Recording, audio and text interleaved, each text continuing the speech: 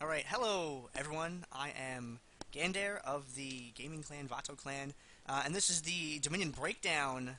This is episode 4. We're going to talk about the preseason patch that just got released yesterday, and we're going to talk about a couple other things you can see down here in the little clock. We'll tell you what's on the schedule. I've got 3 guests with me this week. You guys want to introduce yourselves? You guys will argue over the order. Half-hearted first. Okay. All right, I'm half-hearted. I like to play like APs and assassins and Dominion. Um, I my mind kind of went blank, so I can't really think of anything else to say right now. So we'll go to the next person. Yeah, I guess I'll go. I am Science, formerly No God Try Science. I play things that do magic damage, be it tanks, assassins, mages, anything that's not physical damage, because we saw my Zinjao. It was pretty bad. Oop, not that overlay. Let's have an overlay. Oh yeah, and I'm on Team Amputees. So at least what team There you I'm on. go. That's what I was looking for. Yeah, there you go. All right, and I'm a heavy blackout. I play typically like utility APs, top for amputees, but I mean we play around with different team comps, and with like the surge of Black Cleaver stuff, I've learned other things. But yeah, that's pretty much it. How do you pronounce your name again? Heavy blackout, like Okay. the 3 separate words that are pretty simple. Alright, because there's no spaces, man, so it's like, All the caps. Caps lock is for people that whatever. want to seem threatening. Yeah. Oh. I get focused purely because my name is all in caps. Hey, add me on Skype real quick, because I actually don't have you on my list. Okay. Wants to be your friend. Yeah. I do too. Hey, did you And advertise the stream in the DD chat? yeah, I posted. And if either one of you guys gets a hold of Genolicious, throw him in here too. Yeah, like I said, chit-chatting to him on Facebook. I've already added him to the call, so like, whenever he gets here, he gets here. Okay. Okay. Yeah. Sending that. Alright, cool. Because I like screwed up my Skype overlay for a second. So once I get that, this is like the longest intro ever now because I lost the thing. So here's the filler part. How'd you come up with Heavy Blackout? It's actually 2 different songs from a band I like meshed together, but I don't know. I don't know how descriptive you want me to get about that. It's alright. I just was like trying to find something to say while I screwed with like the interface. I think I got everything fixed now. There we go. No, I don't quite have it. It broke again. Hold on. Fix this. Add the thing. Oop. There we go. What do you use for your interface stuff? If you go to the stream, it'll actually show you on there. Okay. You'll see what it looks like. I mean, I could put something over in that little. I was like, what Wait, software, do you but want? How many do I get? Thank you. I got handed food, but I can't eat it. Oh man, I'm so hyped for later though. Now I'm like, yeah. All right. Lucky you. Yeah. Okay. Everybody good? Yep. Oh, wait, and who plays for which team again? Like, I'm currently playing for Feel the Vibe. all right. And then, oh, go ahead. Oh yeah, I'm like OG for amputees. We started out as TCWA, and Tiger Bite actually couldn't play, so we just kind of took a couple people we knew from there, started playing. And then like the other guy here, Heavy Blackout, he's a friend of mine, IRL, and he subbed for our team like several times, enough to where he's like that 6th member that's there like every other week it seems, because people get busy, people have lives. Mm-hmm. Okay. Gandair chat says you're a little bit quiet. All right. You also smell funny. All right. Hold on. I gotta relink the thing. Man, this is like blooper reel status right here. So I'm supposed to turn up my mic a little bit. I will do that. First, we're gonna recap the Dominate Dominion tournament, number 39. You guys want to just go over how you guys thought your games were, how you thought competition was? Oh, Who's the sore loser today, if anyone? Competition wasn't bad. I feel like our game against Cheese Inima could have gone a bit better, but I mean, that was the second week that like I had played on Field of Vibe, and I don't know. I think we did pretty well, all things considering. As far as us, I think we're pretty disappointed because we always seem to be that number 5, number 6 team, so we don't quite get in the finals quite enough. Confirmed top 10 team. Yeah, no problem.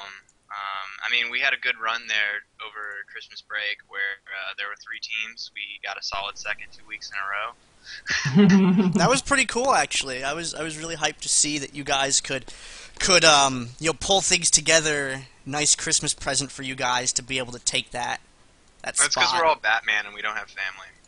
I think that's what actually happened. No, it's because you're Batman and Superman and Goku. Oh, I like that. Who are 2 other like hero super people that don't have family anymore? Don't know. I don't know. I'm not a nerd. The thing which worries me though is like people are finally starting to like we're not getting as much retention as we did the last week. I think that's because people have started to realize they're not going to they don't actually stand a chance at getting that free RP that was advertised. So like this week the signups for this coming week's tourney is a lot less than. How many teams had names that were like free RP, too easy, and stuff? Well, like hey, that? hey, I don't know. the team free RP, please.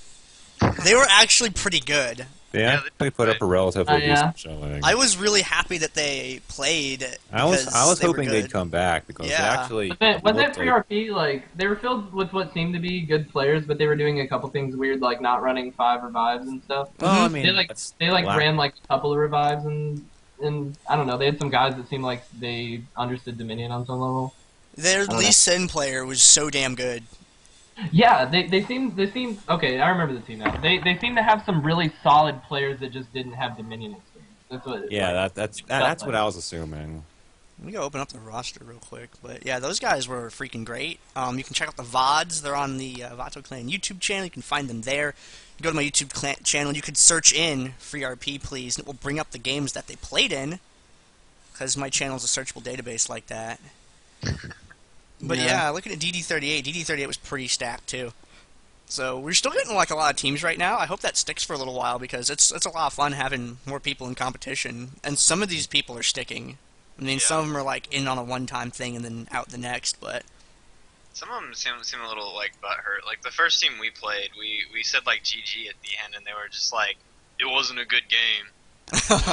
You know, we're trying to be good sports. Like, but we ran a double assassin comp. We had Eve and Talon, and and just 2 other tanks, and we just ran around and like ganked bot, ganked like mid, just ganked all over. that makes you yeah, a jerk a little bit, I think. Yeah, just the anti-new. Oh man, Yeah. newbies just cannot handle the amount of pressure that experienced Dominion players are capable of putting on. Yeah, and then the next game we turned it around by looking that way, by picking a bad comp, and like, I don't know. So it looks like all of you guys lost to point defense. Nope. Field of Vibe beat point defense. Oh, right. That's right. There was a correction that someone posted to me. Well, so it looks like you well, lost. the thing is, in DD38, I don't consider that a proper win, like because I can't remember. I think it was Zabers or Melker, or one of their guys' new computer just died, so he sat there for 20 minutes, and Sarm was like, "Okay, we'll sub in Z-Mike and we'll force him to play Victor." And we were like, "Okay, we'll take it." So the first game was just kind of given to us on a silver platter, and then the second game we had first pick, and we took Nidalee and Timo and all that shit, and yeah. You ran Nidalee and Timo? Yeah, we got Nidalee and Timo. We first picked Timo, and we knew that point defense didn't have any Nidalee players at the time, so we left her open, and we took her the next time we had a shot because they just went with their usual. And we just had like this unholy poke comp from hell, and it was, Yeah. yeah. Nidalee. However, last week we actually had to earn that shit. Like we had to fight tooth and nail for that first place, for third place, I should say. So, yeah, point defense gave us a good run for our money last week. Amputees, where's your 4th place at, man? You guys are killing me. I like it when you guys win. You guys and Well- Beware Tall Grass are like two of my favorite teams. We stick with the strategy of always having enough backups so that we're here for whenever these other teams aren't playing in this week. Mm-hmm. So we just bank on that. And then like Feel the Vibe hadn't played in like quite a while. And then Cheese Enema wasn't around half the time. They could only get like 3 or 4 people together. We could get like third or fourth those times. Yeah, like as long as Enema and like as long as Enema packs Feel the Vibe and like point events are in your way, you probably aren't going to be getting going to be getting. Yeah. We started taking things a little bit serious more serious this week. We started like actually queuing together more and like Yeah, and practicing. actually working on things instead of just hey we're playing together, so we know each other's voices. Nice. So I don't know, it could happen. I'm looking forward to it. All right. Anyone else got Yeah. anything to say on that tourney before we kick over to this new champ?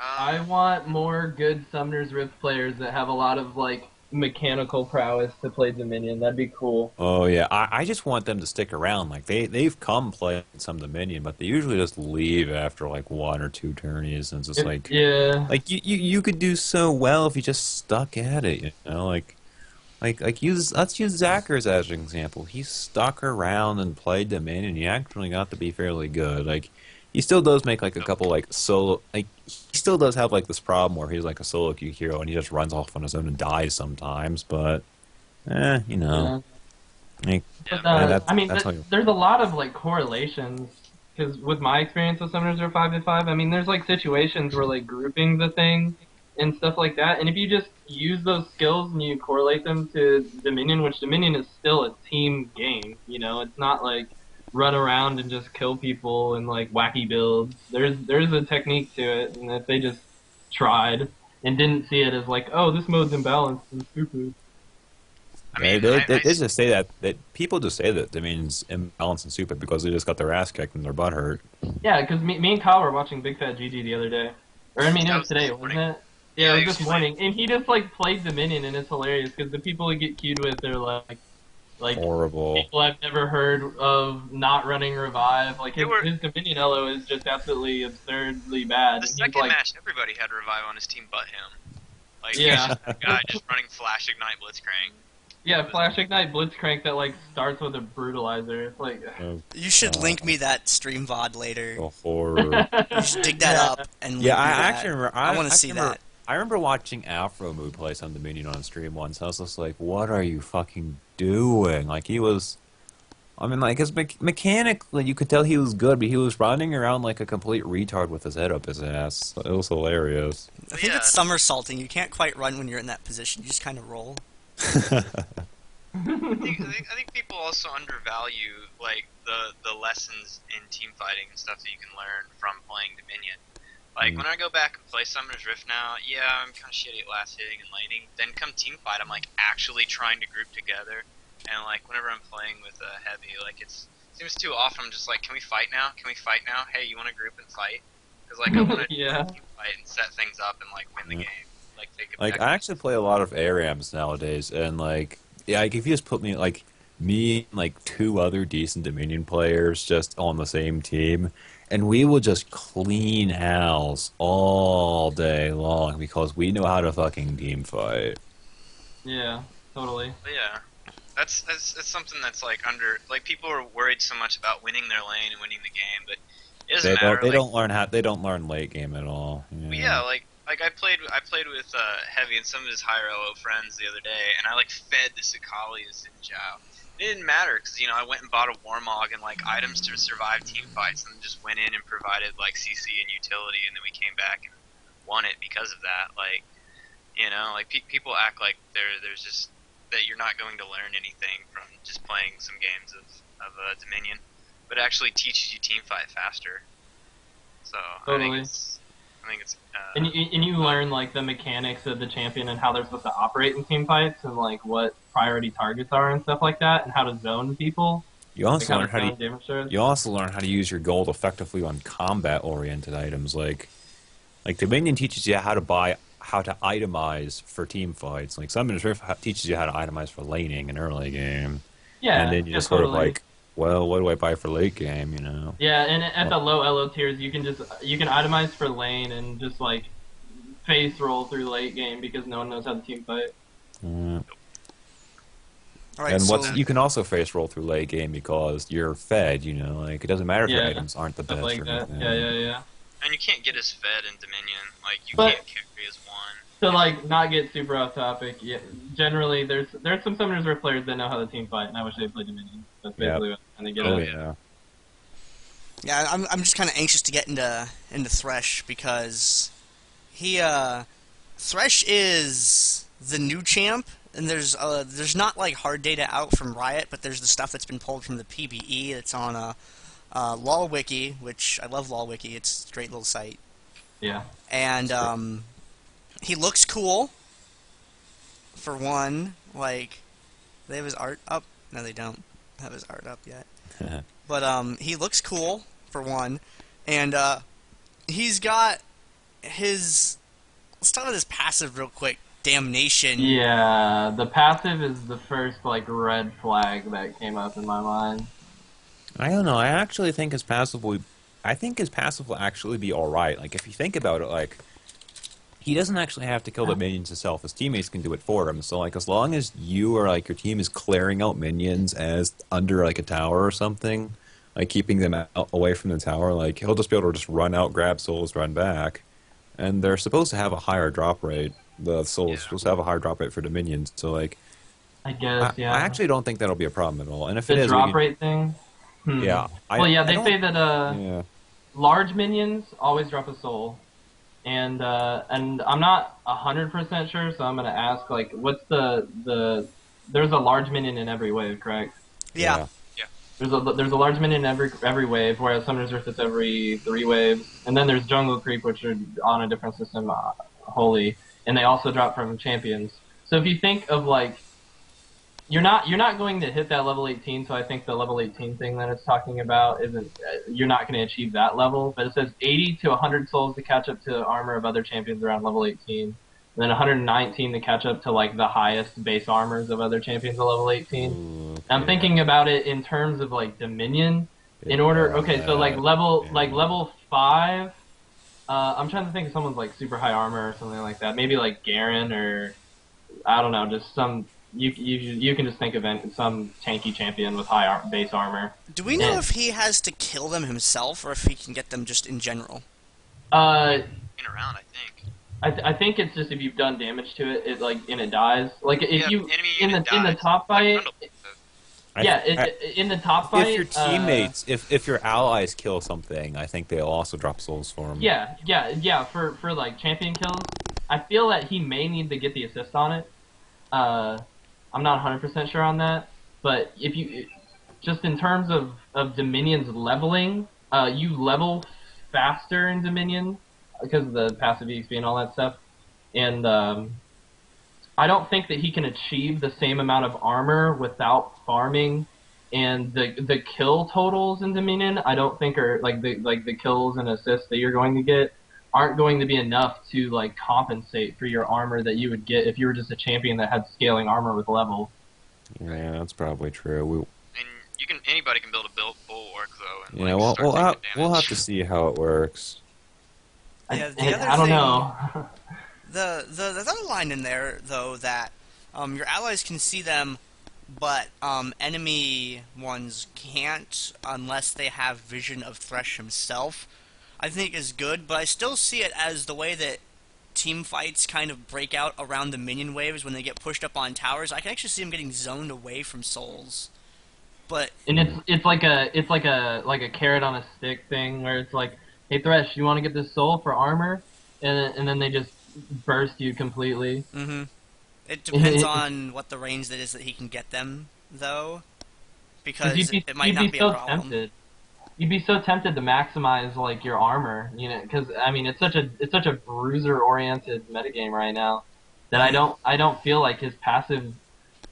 I feel like it'll be. I actually snowballing. disagree. Right now, I would say it's more of an assassin meta game where armor Yeah, doesn't mean well, much. well, yeah, but Assassins, yeah, it's well split into the since they changed the passive on the Black Cleaver originally, it changed back to more of like yeah, Black Cleaver's really good and all the AD casters are really good, and Black Fire Torch makes it so that all the APs are also really good, and it like leans towards the assassin archetype. So I think that there's a good balance between the two right now. But on a team, I'm saying on a in a metagame where there are a lot of really high damage dealing attack damage carries and like assassins, that he's going to have a hard time if he doesn't have the same amount of armor as other people.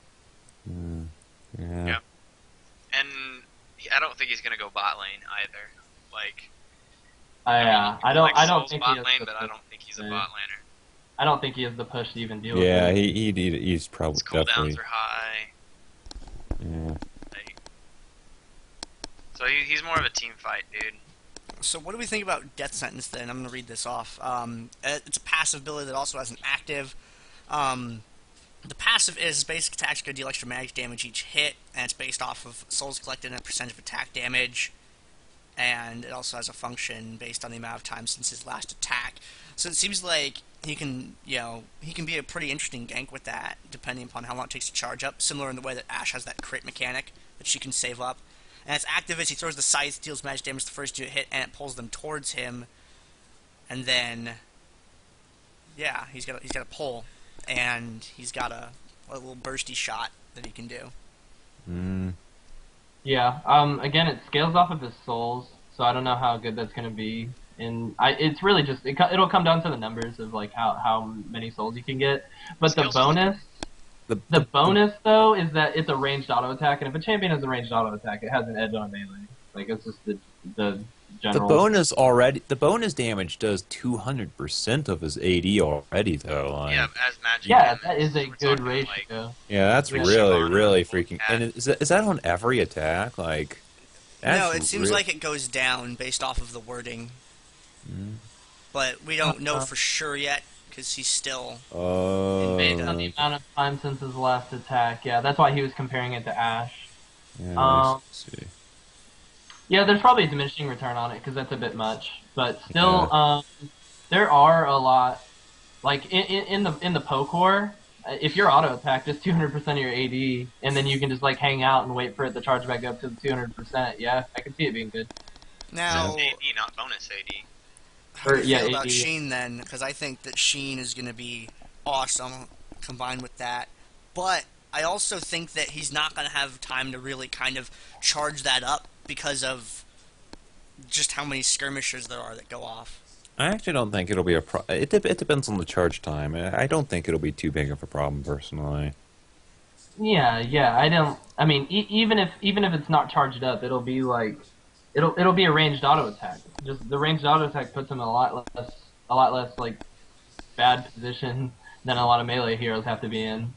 Yeah, his range is 475 though, which is pretty short. I mean, it's longer than more. It's short, but he's a whip, and that's cooler than... Considering he's a tank, he shouldn't have like an 80 carry range. Yeah. Alright, his other ability after that is Dark Passage. Now this is kind of cool. He throws his lantern towards target location and lingers for up to 6 seconds. And if an ally clicks it, they pick up the lantern, and Thresh can pull them back. Okay, I just wanted to say that I read that they quote unquote fixed it so that Blitz or Skarner can't actually click the lantern while they're grabbing someone. Okay, good, because that's what I was going to say. Now, can you combine this with certain other Yeah. totally horrifying skills? They fixed that, so I'm sorry, no. Okay, because I was going to say, guys, does this mean that you can pull them all the way into the fountain now? Does it just not matter? It just opens a wormhole. It is no longer the return of it's not the return of Skarner, sadly. Okay, and teleport Skarner. they also gain a shield, and yeah, I think the AOE ranged shield thing has nice potential. It also they said something recently that it's going to be jump toable by Shunpo and W and that'll be Jax, nice. that's gonna be the plays then. If I can leap strike and Shunpo out to it, that will be the play. Safeguard out. Lee Sin is coming for you. Yeah. Right. I mean, but trying to actually coordinate that in solo queue, like, good luck. It's still, Yeah. I don't know. It's still interesting. Like, you could do things like throw in, like Kat could just, like, walk in and, like, do damage, and then she's got to free out. Oh man, And- you know, I played so much Cat, man, pre-rework, and the number of Or times Kat. the number of times I could have just not been dead if a teammate had stutter stepped just long enough for me to tag them and get out. And the number of times that I could have killed the entire enemy team because they're all at 25%, but my whole team is at like 10%, and I'm at 50%, and I'm like, look, just any one of you, dive in there and get a kill on one of them, and I'll clean up the entire team. And they wouldn't do it. And I'm like, oh, the number of games. That's the I don't problem know, man. with Cat. I saw you with Warmogs on old Warmogs on Cat. Like that was your Only rush. Warmogs. I remember seeing Rylai's Mallet Cat in your match history. Hey, that was all right. And the truth unfolds. Dude, there's old VODs of that on my on the internet that you can find of me playing back in like November era. And I kept my war cry was nerf my passive, and then they did, and I'm like, well, about time. Dark Passage, which is the lantern, can collect souls from a range. Ooh, Oh yeah, I remember right. that too. That's yeah. kind of cool. Yeah, champions, so like, that thing we spit were out a talking bunch? about earlier. It's 16 seconds. The champions spit out one, Oh. guaranteed always. Oh, okay. Other than that, so wait, this is a proc? Is this going to be like the god of RNG? Do you think? There's a 20. It says around a 20% chance, but it's just like a guesstimate for minions. But large minions, which I mean, on Dominion there's a large minion every wave. Yeah. Large minions and champions always do one. I kind of assume that. But yeah, the like, thing you were talking about earlier with getting zoned, he can get the souls. Yeah, from the he just needs to check his lantern out. All right, you know? that's good. I just think that it would be similar to the way you get Fury off of health packs. I would assume that health packs would give you like souls or something silly like That'd that. be a good idea. I don't if they think didn't do it's that. doing that. Yeah, I want to see how he feels first before I ask Gnome to make health packs give him souls. Well, yeah, because then you'll just see him like running around with like Boots MOBA and like Alacrity, just like trying to collect health packs. Pooter's Thresh, got to Oh, grab all the man. health He packs. just, it turns into Pooters at that point, because while I'm in bottom lane, I might as well back cap anyway. Right. I don't know if we want more of that. That's only kind of gone away now. Let's not start it Pooter's up is again. awesome, although he is a little bit easier to counter. Yeah, it's such a fun thing, though. It's so fun when the enemy team doesn't know how to deal with it. Yeah. Oh, He should be I the lost it. Dominion welcome wagon when some of the other teams come over here. no, we want to keep these guys playing, not chase them away. Okay, you're right. That means we should... I'm not going to make that joke about that team. That would be mean. Anyway, so he's got an E also, as most champions do. It's called Flay. He deals match damage in a line beginning behind him. What? Okay, so the way Flay works Does it is shoot backwards, or does the line just start behind him? I think what it does is it hits both in front of him and behind him. Yeah. And anywhere the cursor is pointed, like where you aimed it, knocks them Oh, away from you. okay. And if it's pointing away from you, it knocks them towards you. So it has Okay, some interesting. If you play the champion on the PvE and you look at the like the range indicator for it, it is the weirdest looking like range indicator they've released so far. It looks so weird around him. It's like a It's train like it should track. give you a speed boost. It makes perfect sense. Yeah, I mean it totally makes sense. I'm just saying like there's not another ability in the game like it. Like it's a pretty unique ability. That's true. Well, that's a good thing, I think. Oh, totally. I think it's an awesome thing. I was just saying that, like, at first I was confused, and then I saw it being used, and then it made sense. It's something that you'll totally understand it once you see it. It's just hard to think about. 'Cause it's pretty I unique. think I get it. Is it a click and drag effect, kind of like Equilibrium and whatnot? It's not actually. It's No, it's not. It's a set hitbox round. Imagine if like Annie's W, her little cone thingy, hit both in front of her and behind her. The enemies in front of her got knocked away from her, and enemies behind her got sucked in. Oh, so it moves things through, effectively. Basically, yeah. Okay, I kind of Yeah, get that. but centered on him. Yeah, it's Gotcha. like, yeah. That's kind of interesting. Mm-hmm. I actually like to change it to Annie. They centered her W hitbox on her. Feels so good to play her. Oh, I hated how it worked before. And the last thing we got for Thresh Again, is... here's the clip for that. In case Oh, thank goodness. I was just about to say, oh man, I wish we had a clip for that. Let me click the overlay real quick so I can get over to it. Oops. Is it Ow. timestamp to it? Oh, hell yeah, man. You're with it, dude. Hold on, actually, let me open that in Firefox because using Internet Explorer makes me sad. Agreed. Okay, there we go, and... Your stream seems to just have the default thing on it right now. What do you mean default thing? The Vato Just Clan a auto clan across it. screen. Yeah, that's the overlay. Okay, so... Yeah, this is the clip right here? Yeah. It's, I can't full screen that. Just Whoa! Oh yeah, it moves through him. I got that. But it can also like yeah. Oh, that's kind of cool. Depends what direction it's facing initially. apparently he dodged the cat. Well, everything dies to cat. Cat will destroy you.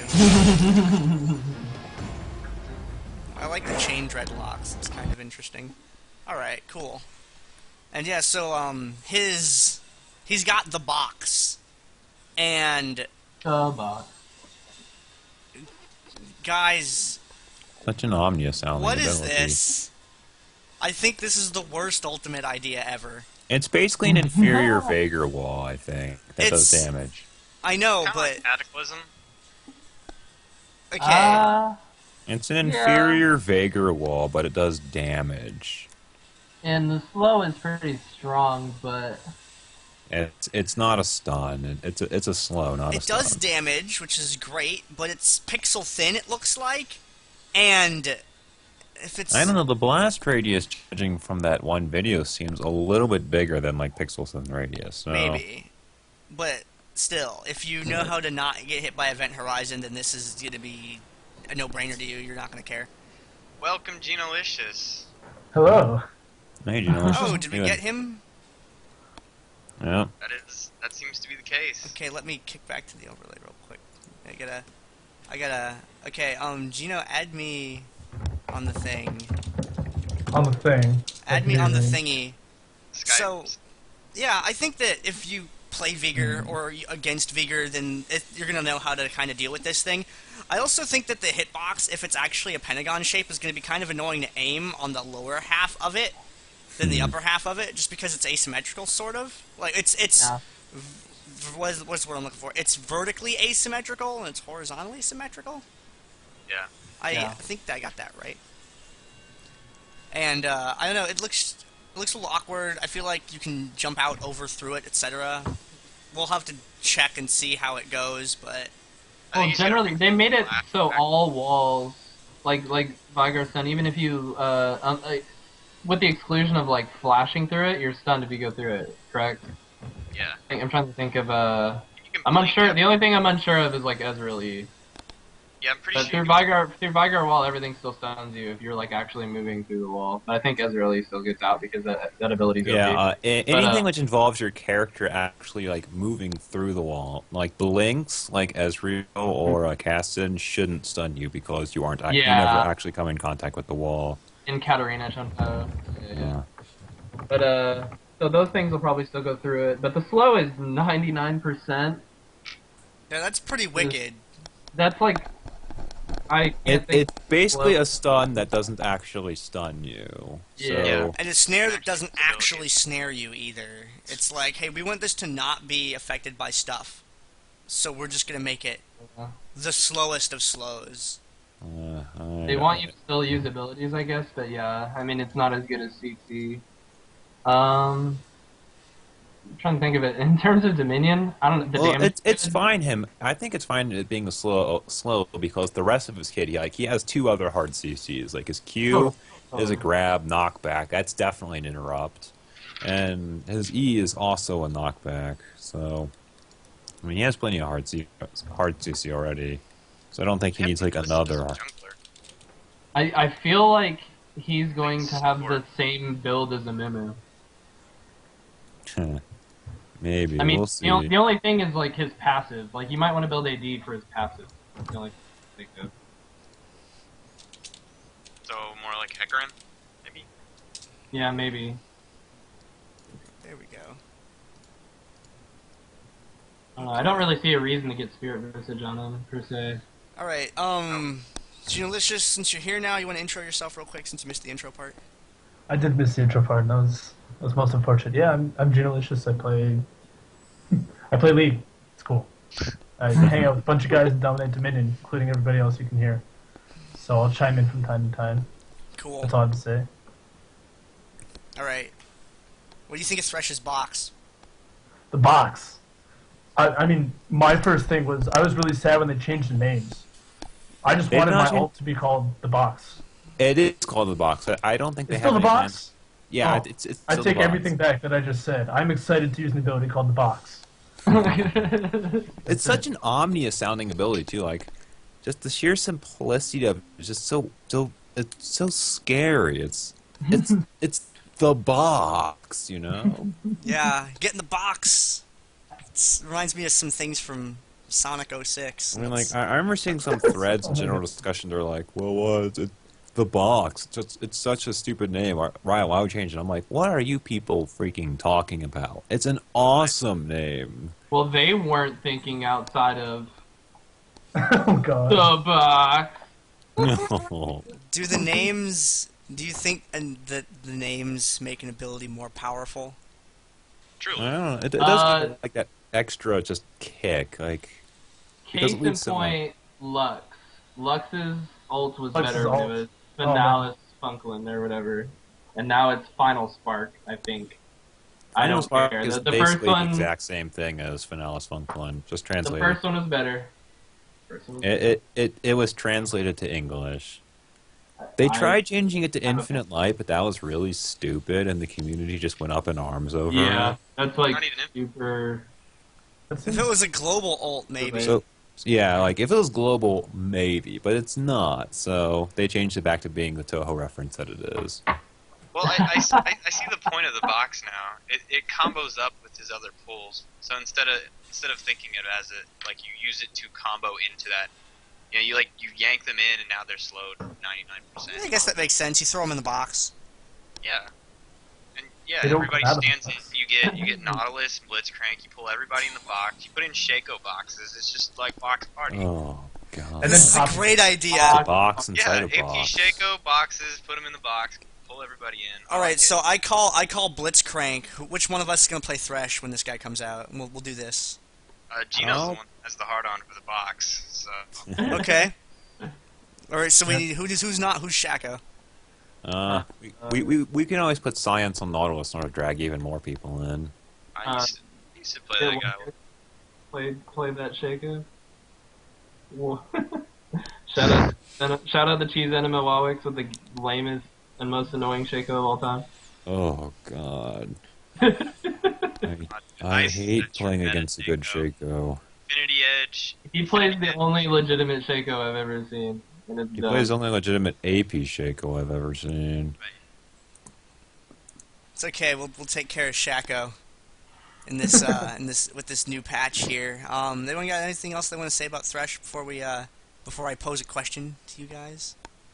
I don't think he's really gonna be played. TLDR depends on the math on his passive whether he's good or not. In my personal opinion, All right.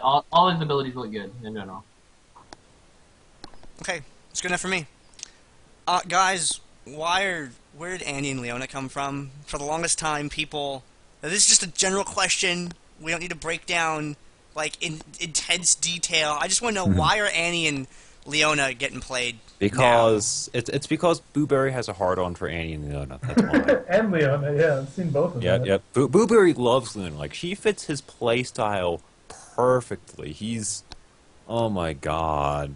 Is this just a Captain Booberry thing? Because I know Yeah, Zerzul's I think a it's big just like Booberry Leona fan, really and Booberry Europe really West likes loves playing her. those two champions, so Uh, that's why we've been seeing Annie and Leona. I would say the non-biased viewpoint Actually, is Leona's like pretty good in general. Like, I have to say, I definitely CC, underestimated her. EU West, like CC Leona Von Day. coupled Yes. with damage is good in every case. If you couple CC with damage, it's always good. Always. Yeah, Yeah. Leona's definitely better than I used to give her credit for. That is for sure. And then there's that whole Molten Shield thing with Annie, where she's basically invincible. She just And they dives keep like a lowering the boss. cooldown Yeah, on that. Annie actually does fairly reasonable damage. Like, she has pretty reasonable burst, and she becomes fairly tanky late game too. Like, at least for a mage, she's respectably tanky. Yeah, and they buffed all her mana costs, so she can actually spam. But And vision on Dominion, like I mean, if it's not like coordinated where everyone has like a sweeping item, she can really catch entire teams off guard. Like her stuff just comes out way too fast, and it comes out with a stun too, just like an instant stun AOE on Yep. 2 different abilities. So I can see her being like solo queue all star, just playing around. Like if the person playing her knows how to play around vision, they can just kill everyone. yeah, and Tibbers does act like a ward when you're capping. Yeah. Yeah, you can have Tibbers just zone people out, just walk. Yeah. But on the Leona topic, I actually was trying to get my team to play it more because I heard that it was super popular on West. Gino was trying to point out. Like, one thing that's, since the changes to the way armor pen and stuff works, the way her W, she's like one of the few people that can actually tank a lot of damage. She's like near invincible. Like, it's almost like meditate levels of power, I feel, whenever I'm going in with Leona. So I feel like that's one of the reasons why she's being played. She can actually tank. All right, it works.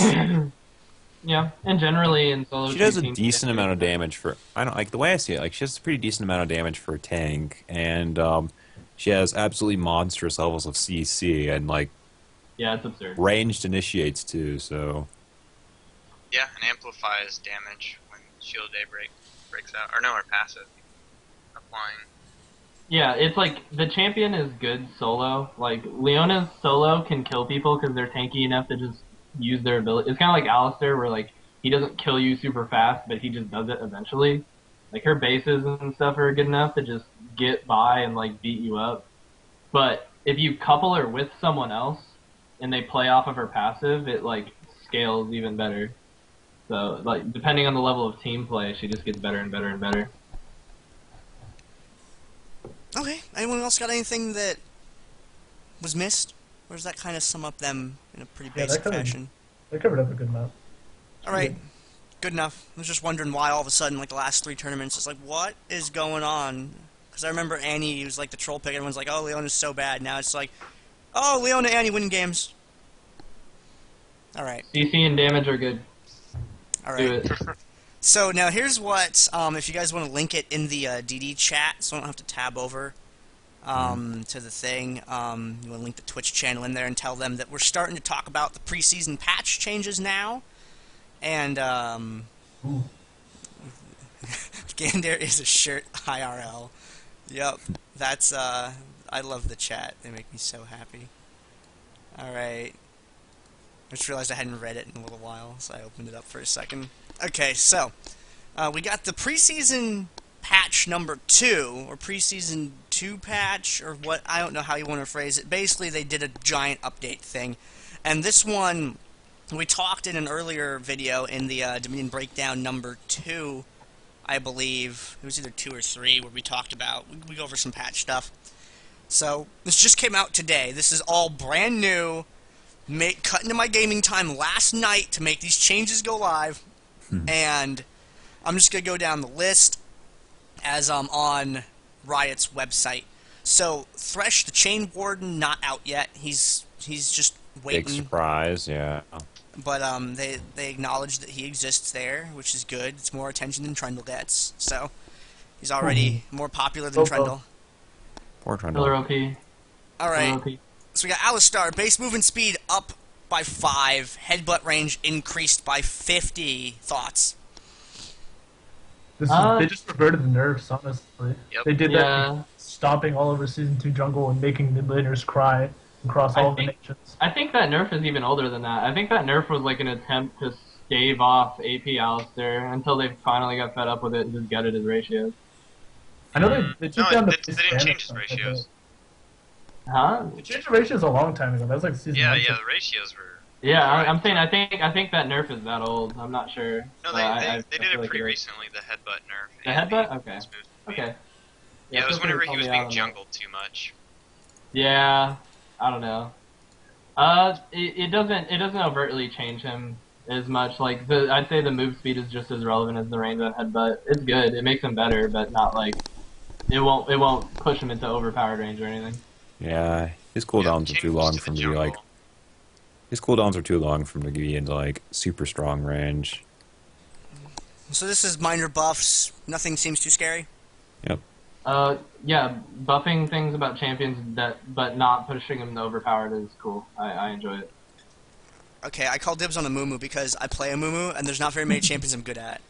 So, Curse Touch, Magic Resist Reduction at later levels has gone down. He loses 5 at his middle one, and he loses 10 off of his end one. And I'm sad about this. I get it. Still OP. But Still OP.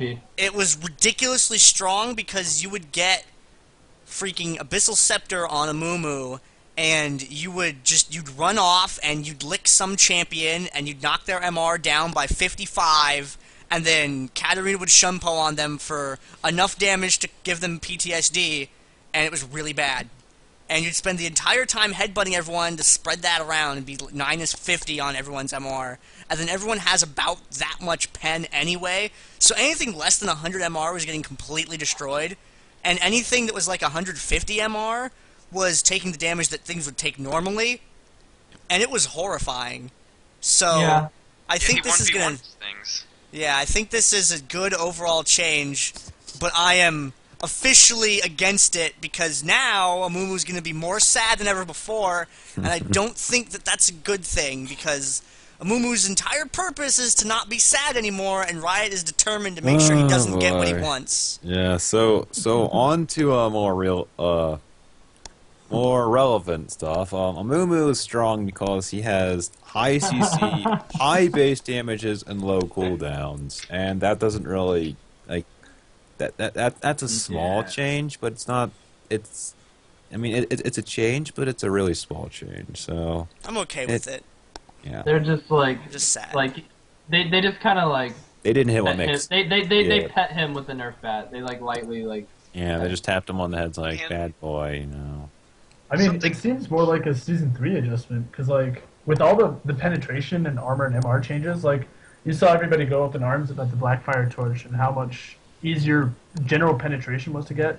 And when you look at reduction, because there's that big discrepancy between reduction and penetration, where penetration is a personal stat, when you reduce something, that applies to everybody on your team. So everybody gets, like, as we see here, 35, now 25 free M-Pen. And that's kind of a big deal when you just auto-tag 5 people who are already rooted in your ult. Yeah. So it's more to compensate with the new stats and like the new premiums on money and shit. Yeah, and it's an adjustment since like Haunting Guys and Sork Shoes went down from 20 to 15. Like it feels like his passive should also go down since it's just a flat reduction amount. Yeah, I one thing I want to point out is that I don't see what was in the PvE, which was they changed his ult from being an AoE snare that stopped auto attacks, and they changed it so it's just an AoE snare, and you could actually still auto attack him. And I don't see that in these patch notes. So his ult still stops auto attacks, which is that's like the biggest reason to play Mumu is like yeah, it's like the biggest counterintuitive thing. Whenever you're playing an 80 carry and you get hit by a Mumu ult, and you're like, why can't I auto attack? This is dumb. Yeah, but it's not a stun because you could still like use heal and like, yeah, like, it's really awkward. But you can't auto attack. All right. Random things that make a Mumu OP. That's it.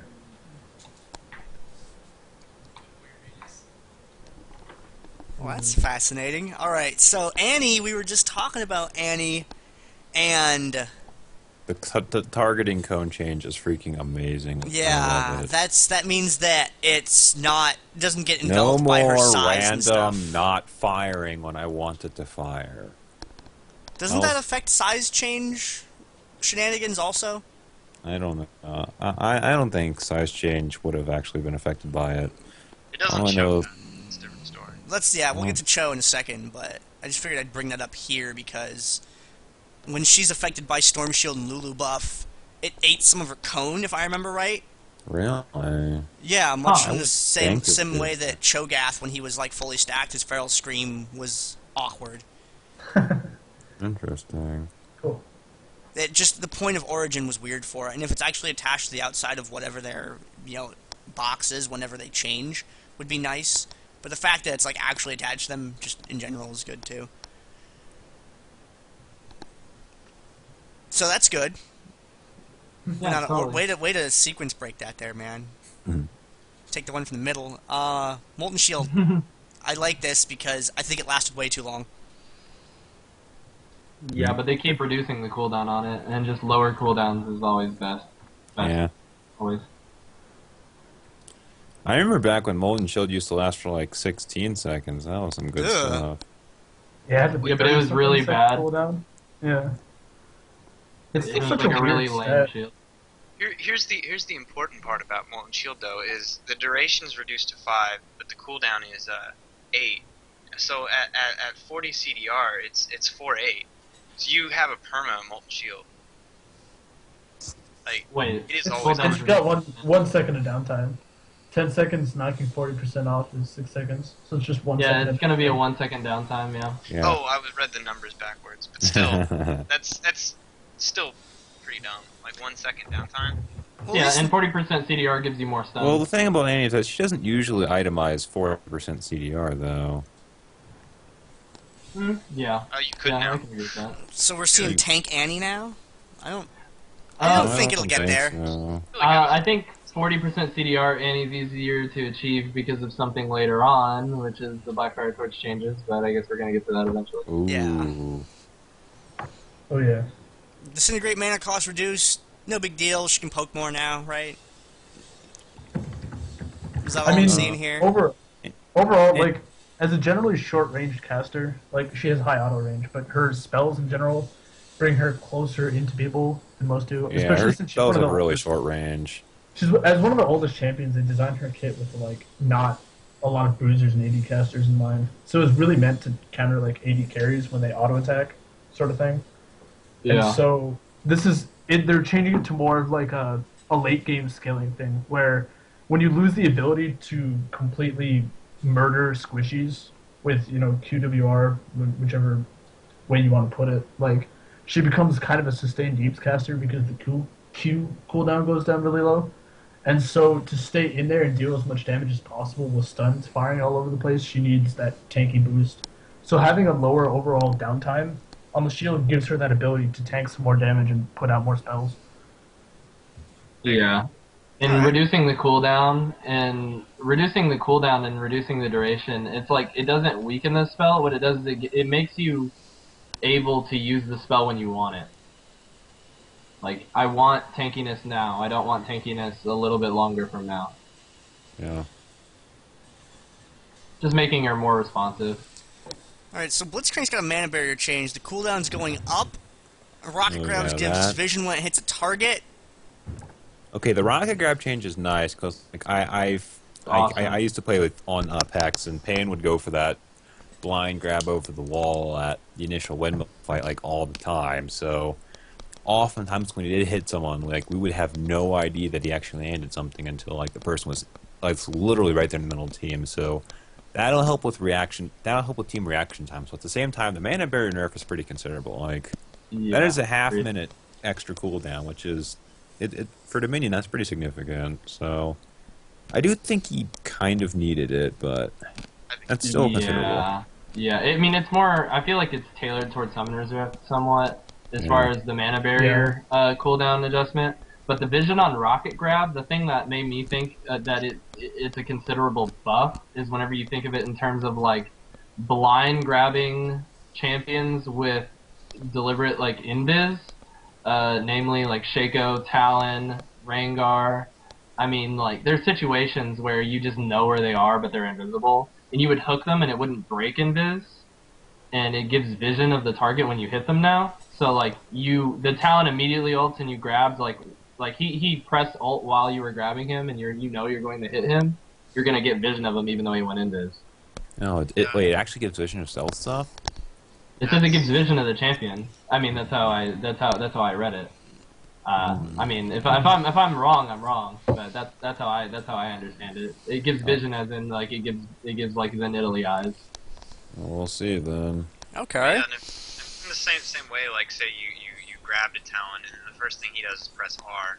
Well, now he won't be able to like run away instantly, and like you can't see him even though you just pulled him in. No, But see, you that's do not a actually pre-knock. what I think is going to happen. Like, Yeah, what I I thought it was like the Elise stun change, where you would stun over wall and it would reveal so you can land the targeted spells. I thought it was just gonna be like a highlight, kind of like clairvoyance is. It's just a illumination. Yeah, I think it's just gonna like give you vision of like the area around the target, but it's not gonna be like true reveal or anything. That's my guess.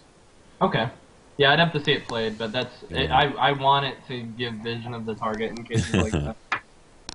All right, Cho'Gath's Feral Scream targeting cone. We just kind of talked about that a little bit. You think this? Very happy If it works quality of the life way for that it. if it works the way that I think it's gonna work, then that means that he's not gonna eat his own Feral Scream range and not be able to hit people that aren't dead in front of him when he's size increased. What I think it means that like you know how like with Annie's incinerate or disintegrate or whatever it is, like if you had your mouse. I've never actually played Cho'Gath, but I'm guessing that like the cone wouldn't fire unless it was like you had your mouse within the range that he can actually cast it. It's pretty much the exact same. Yeah. And like whenever, if you had range indicators on, it would show like the cone actually leaving his character model whenever like you went to cast it. It was weird. Yeah. Well, I hope it's more of a mechanical change than just that. Because while that's good, I would like him to not eat his own. It's just thing. a nice casting. It's just a nice casting change. He needs more than that though. He needs something different. For Dominion, he's fine. Cho'Gath just has problems with his kit. Like he can't stack his feast. His cooldowns are too long in Dominion. Mm-hmm. It's more of a kit. Cho'Gath has kit issues. It's Turn feast into smaller stacks, have them passively gain. just make feast stacks work like Rengar's necklace, so he doesn't lose them all. Well, no, he just needs to. I don't know. I think he just needs to keep his feast stacks. Period. Maybe. Yeah, that it'd be something that'd be specific Dominion though, because like on Summoner's Rift, he's top tier. Yeah, he's balanced there. But then you could just like shoot minions and you'd have 6 stacks just sitting on it most of the game just for health. Like maybe if it didn't work on minions or something in Dominion, maybe. Well, I do think that like with Feast, Cho'Gath should only lose like 1 stack of Feast whenever he dies. Like he loses too many. It seems like a weird condition to put on a tank. Somebody who you want to soak up damage with CC targets. And Yeah, that's really bad for a tank. Like his Feast stacking, like. You're a champion who needs to be in the thick of things, and you're eating damage, so you're in a position where you're supposed to die a lot. But this thing, in order to remain tanky so that you can be in that position, you can't afford to die. It's really counterintuitive. Right, it's like a 60-second cooldown or something. For like Summoner's Rift, it's fine. You just go in and like eat Big Wraith. And you gotta stack. 40% CDR, it's like 38. Yeah, it's. I mean, it works in Summoner's Rift if you can get your stacks back. I could see something like if you feast a minion, you get a stack, but it's a temporary stack, and it counts the same as a stack. But if you feast a champion for the kill, like you get the killing blow feast, you get like a permanent feast stack. I don't like that, just because like I don't know, it just seems too unreliable that way. If anything, that would be a nerf. What's true damage? I mean, it's like saying Darius is Oh, you meant like he loses his minion stacks upon death, but he keeps champion ones, right? Yeah, that's what I meant. Okay, that actually could work. I don't know. That would have to be like a separate Cho'Gath discussion. It's just weird because you don't. I mean, it's not really the purpose to execute people with. I mean, I know it's more of a bruiser thing, like Darius and Garen to have large damage. Oftentimes, you just want Feast to you just want to use Feast to damage someone, so that Yeah, Yeah. you bring somebody down quickly so you can burst somebody down before they have. It's Like just, I know yeah, it's an you use it when available. You use it when available, but I was just saying, like, on it would make them better on Dominion, and it would also, like, it would make you make that choice between, like, using it for damage or using it for permanent health. Yeah. But then I don't again, know. I know Riot doesn't like changing champion kits. Just like they want to keep kits consistent throughout different Yeah. modes. So, Accident. yeah. He Oh god. Okay, so we got a Gatling gun mana cost reduction. That's just a buff. That He's really still- doesn't mean Yeah, a lot. Corky does have mana issues, although I don't think Gatling gun is the main offender. Yeah. It's his, like, Q, and I don't know, his R seems alright, but it's his Q. His Q And needs a range buff now. I don't know, Corky's kind of in the trash can right now. Season 3 is not kind to him. Yeah, Corky's basically inferior to like every single other carry. Like, even on Summer Reserve, he's inferior. All right, and I Diana. know Riot still wants to defend him because like they're like, oh, but he used to be so strong, and if you look at his kid, his numbers are so high. And I'm like, yeah, but look Like, at all that. true damage doesn't mean as much after the armor changes, and you added an item called Black His Saber. true damage hardly does any damage at all. Like, come on. It was relevant doesn't for matchups, but now it's like, yeah, it doesn't crit anymore. Why did they do that? I don't know. Okay, so Diana, Pale Cascade, Orb Detonation adjusted to match her attack range. Shield duration increased slightly. Can she do damage with this ability again? You think? Yeah. The orb It was detonation such- thing is oh, nice. I've seen Deanna played like post nerf, and like the orbs just would not detonate. Like she'd be like right up in someone's grill, and the orbs would still not blow up. Therefore, she's Yeah. not gonna. The- And it's the like wording about the that- orb hitbox would be going like right through the person, and they're still not blowing up. I'm like, what the hell?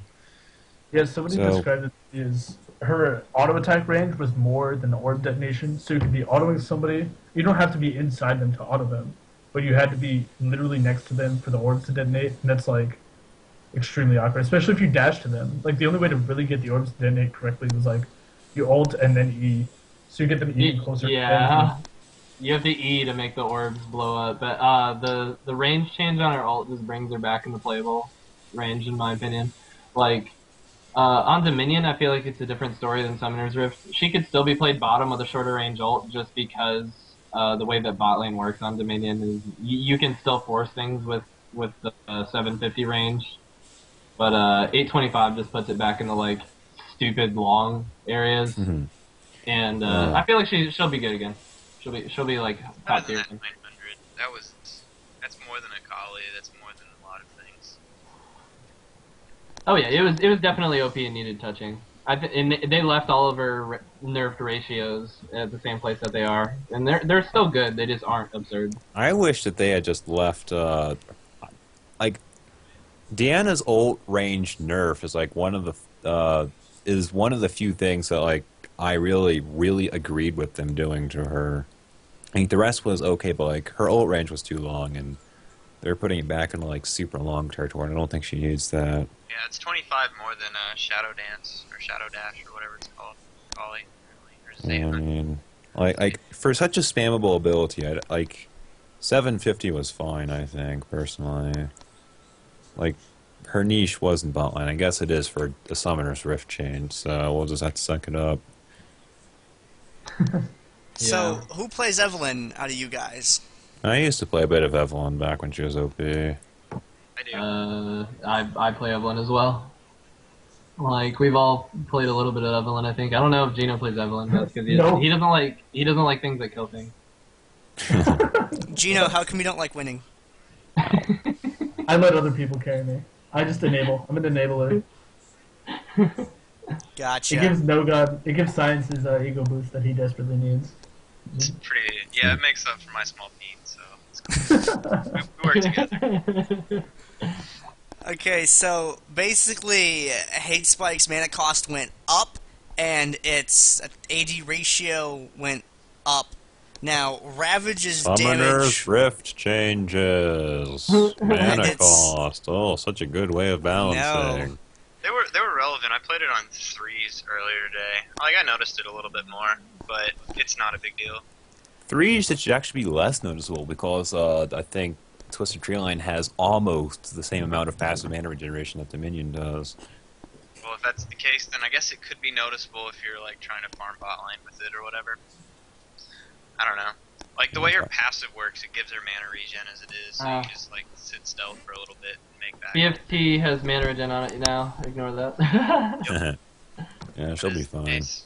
So, how about that Ravage change then? Oh yeah, that's a considerable nerf. That's 40 base damage at max rank, and like most Evelyns, or at least the way I advocate playing Evelyn, you max E first, so that's going to be considerable. You max E first on Evelyn? Whoa. I always did Q. I always did E last. Always I did like Q going after for the like change just that the burst factor. Like you walk up to a squishy and all of a sudden half their fucking health is gone. Like I like having that Press burst. W. What'd you max secondary? I did EQW because Okay.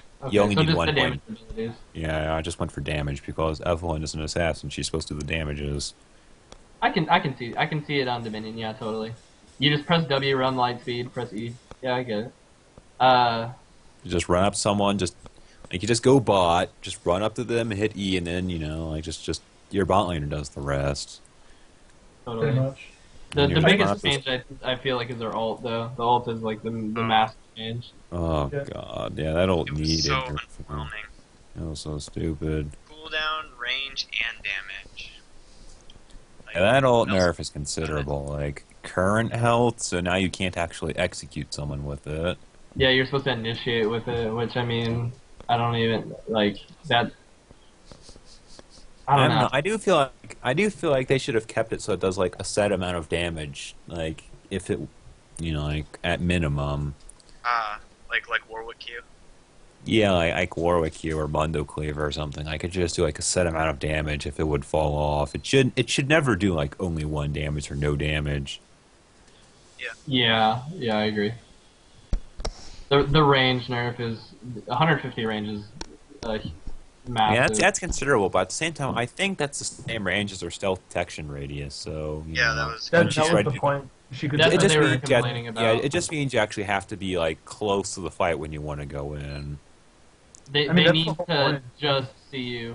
They need to just be able to see you whenever you cast it, instead of like you being able to cast it completely out of vision. Yeah, that was really stupid. I think the only bigger nerf they could have made to it is calling it like infinite light, and that would have just tapped the worst. But yeah, that cooldown nerf on her ult, that's going to be pretty considerable too, because that is an extra half a minute. Alright, so we got a couple other small ones. Base attack speed. That's actually, I think that's a lot. I think that Ezreal nerf is a lot bigger than it looks. How so? Yeah. I mean, Elaborate. Because Like- like base attack speed is what all of the attack speed items you buy scale off of. Yeah. Like every single little piece of attack speed you buy is going to factor off of that. So by lowering that number, you've actually hit his entire attack speed across the board at all stages of the game. Even his that's nerfing his passive. That's nerfing if he chooses to go for a Triforce, that's nerfing that. If he chooses to go like Last Whisper or something, it's nerfing that. Zypher, like all the attack speed he would ever buy is lower now as a result of that change.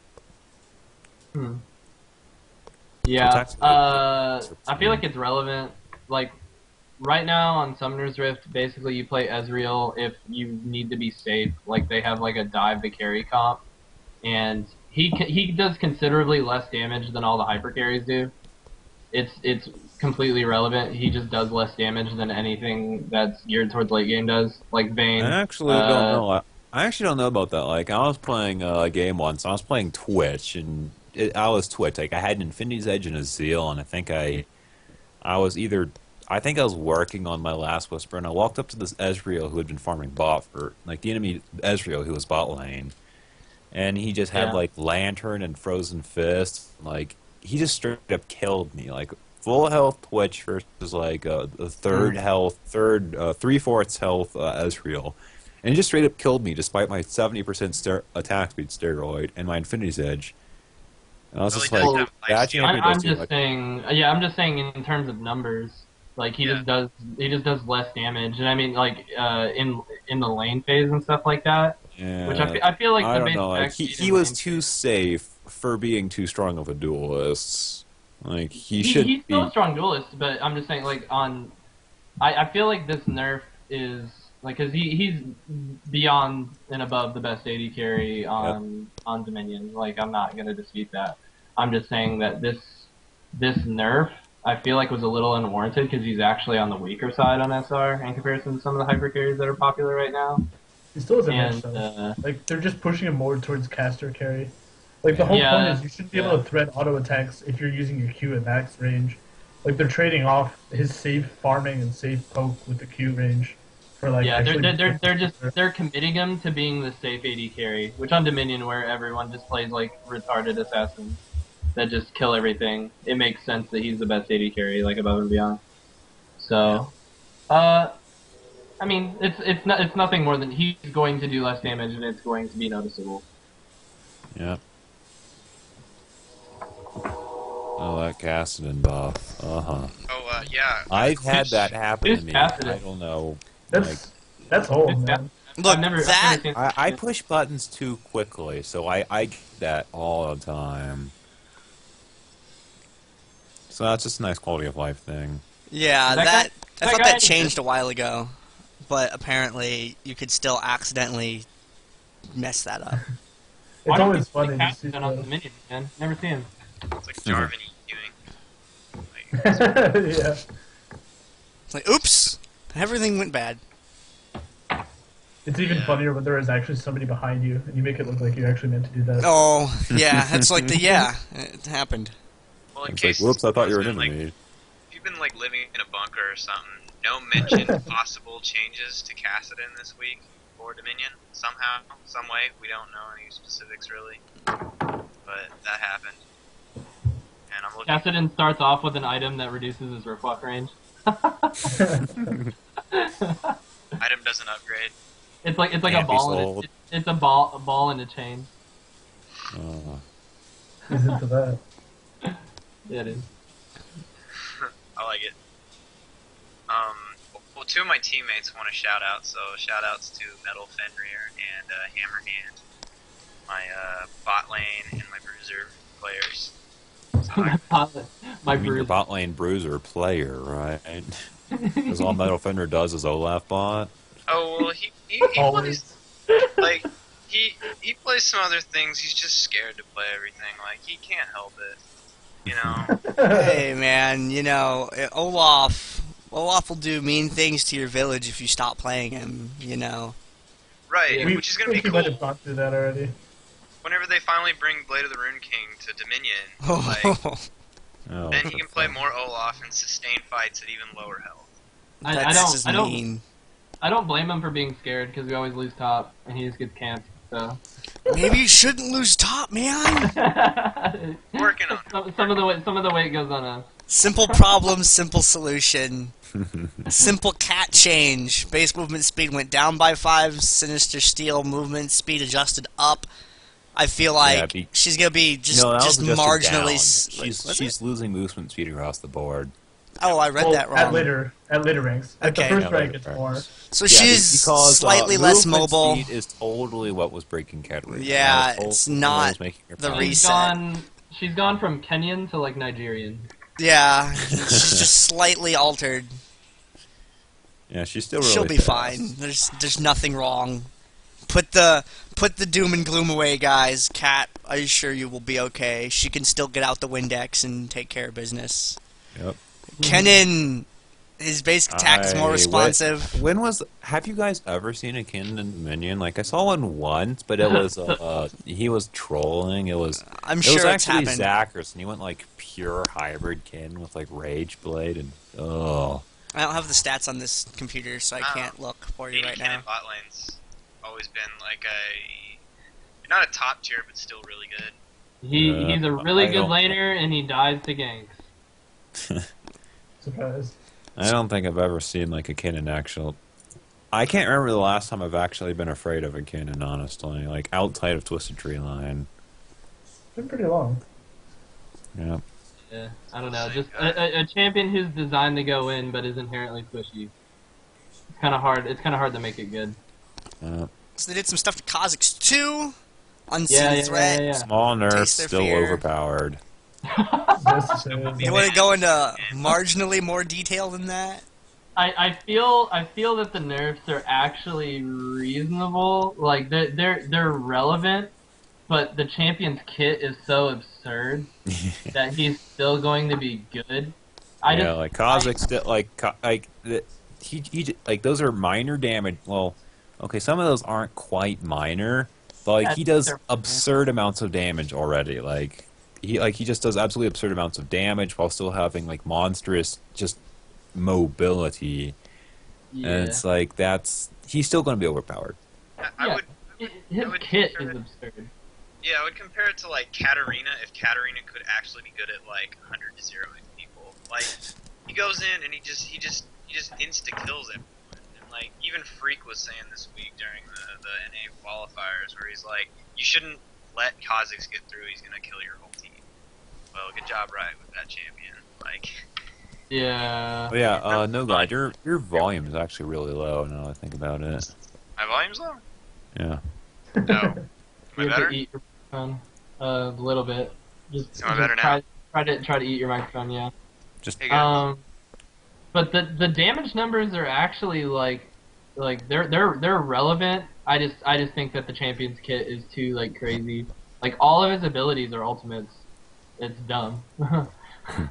Like a huge range jump that resets, AoE slow that has like a good ratio, and then like a Darius ult on like a 6-second cooldown. Kind of silly. his Q's on like a 4-second cooldown. Yeah, really low. check. Yeah, it's just dumb. I don't play the champion enough to know the actual numbers, but I just whenever he first came out, and I'm like 2.4. Are you kidding me? Yeah, that was brutal. I mean, Oh, the way and if you evolve it, it does 12% of the target's missing health. Oh, and increases the range. And what's hilarious is that like you want to evolve his Q because you're like, man, 12% more damage like of their health, like oh man, and then you look at his other abilities and you're like, crap, I have to evolve these because these are just as stupid. Yeah, basically what you end up doing is you end up evolving like EQ as his core, and then you just choose between R and W, I think. Oh, it's always W, dude. It's W bad. avoids. Yeah, you get that first like. It- regardless. You don't not top like you want E first and you want Q because like sometimes you need the extra damage or to like kill a squishy before. The Dominion, I feel like it's EQ, and then the funny thing is Summoner's Rift is actually WE. Yeah. Well, W at first in Summoner's Rift makes sense because it needs the ability to like farm that way from a billion miles away. To push, and then you can just like if you catch the right Kha'Zix W on Summoner's Rift, you start a team fight. You know, like you slow the carry because you hit him with a max. Things like that. And but no, just the mobility and the reset on E on Dominion is invaluable. Like you need it. Yeah, that like even after the nerfs, it's like a 280 base damage skill with 200% bonus AD scaling and once it's evolved, it's a 12% execute. Like that's it's on a 3.5 second cooldown. Yes. So, yeah, it's really. It forces you to travel in groups. Like you can't go off solo if there's a Kha'Zix in the match. He'll nuke down whatever he runs into. It's horror movie survivor rules. Let's split up, gang. Everyone dies. Yeah, dude. It's so true. Lee Sin's got a couple of adjustments too. Safeguard, tooltip fix, Iron Will and Cripple. Is there anything serious here? That's nerfs on both. Nerfs. He got across pretty the board. gutted. He got pretty gutted. He's considerably weaker. Like they took the armor off of Iron Will, which is massive. Like I don't understand why they did that. I'm Like increasing the spell vamp at later levels does not come even close to compensating for that armor. Yeah. Like I think it's only like 15 or so armor or something, but still, that's a lot better. I will take 15 armor over 4% extra life still any day of the week. Seriously. And the cripple, the slow reduction, I feel it was warranted at early ranks, like a rank 1, 30%. I think slow. they should have reduced it at later ranks and not left it untouched at earlier ranks. Like I kind of agree with you, because what that does basically is it gives you an incentive to level it. And Oh God, no! I play AD carries. As an AD carry, I have one thing to say. Fuck that. well, like Lee Sin Jungle and Summoner's Rift typically levels cripple first. I would say like most high level players I see just level cripple because you're reduced to more of like a utility role. And on Dominion, I'm not like a super big Lee Sin Dominion player. I feel like most Lee Sin's max Q just because of the raw damage. And Yeah, pretty much. but And the it cooldown. came down to what your secondary level was, and like it was either you want the armor from Iron Will or the cripple. But now you're forced just into QE. Like you're Actually, the range nerf on cripple. I'm actually interested in that. Is that the radius or the range- D? Is that the range- It's actually just as slow. It's like you hit people with the original part, the Tempest. Oh, And so then- it's just they're reducing the range on the slow part of that. Yeah, it like if they Okay, escape, they'll okay. escape Yeah, a little bit that's easier. huge. That is a huge. It is. treat It is. nerf. That is even more important than the slow. Like What- that is okay. absolutely massive. Anything that's range related, like whenever Riot touches range, that's big. I don't care what range they're touching. If they modify ranges at all, that's huge. And they just took off 200 range. Like that is the Yeah. difference between Kog'Maw with his W on and Kog'Maw with his W off. It's massive. That's the difference between pressing E on a Kha'Zix and him jumping and getting away from it, or him jumping and getting slowed by it. Like, it's a pretty big deal. Always comes back to that. Yeah. Well, I don't know. Hey kids, ban Kha'Zix. But don't ban Mordekaiser, because all they did was change the targeting cone thing, so he's not scary. I think that's Mordekaiser, Ben with it. I've seen Mordekaiser bot do well. Like I play with, I've seen Nyx's Mordekaiser. I don't think it's bad. Like it works definitely, and it like once he hits late game, it just becomes an absolute monster if you don't have something that can deal with it. So Nami's base movement speed went up by 5. Aqua Prison cooldown went Reduced to early ranks. down, and the missile speed for Tidal Wave Thank God for that This ultimate change. Her was the ultimate most moves- dodgeable thing it's like- ever. Her ultimate's like a fucking zombie. It's like, why should you be afraid of something you could walk away from quickly? It's like, come on. Everybody move perpendicular to it. Whoa! Like you just walk quickly that's- out of the way, and now it's That's some high elo stuff right there. Don't give away our strategies. Walking perpendicular. like, oh my Walking god, I've seen Nami and Aram a couple times, and you can literally just outrun the tidal wave, like just get out of the way. It's just so stupid. So yeah, that movement speed change is nice, and the cooldown reduction to her Q is also nice because she needed that one too. I still don't know that you'll see her on Dominion. I do not think she's going to be played on Dominion. Nope. Just purely because she's like, okay, on Summoner's Rift she has a niche where she's like an in-between. It's like, hey, I want to play Janna, but I want to not die in lane from poke. That's where you pick her. You're like, it's like a worse Janna except with a heal. And there's not a place for that on Dominion. I would rather have a bruiser in her spot or like something else with utility. Yeah, and Sona has a similar ult, but she's Yeah, like let me either pick a bruiser with utility or like a support that does damage. Alright, if someone wants to plug this in DD chat again real quick, because it was a little while since we did that, and I'm sure more people have logged in or finished games or whatnot since then. And then, talk about Rengar. It seems like they changed, like, damn near every single thing, or at least did something to every single thing. Bone Tooth Necklace gives +5 more attack damage. Unseen Predator. They fixed a bug where sometimes you could leap while he was rooted. Savagery, attack speed duration increased by 1 second. And they fixed a bug where it could be used 3 times consecutively. Battle Roar now heals for a flat value as opposed to a percentage value. And Thrill the Hunt, initial delay reduced to 1 second from 1.25. And the stealth duration increased by 2 seconds. Oh, Yes.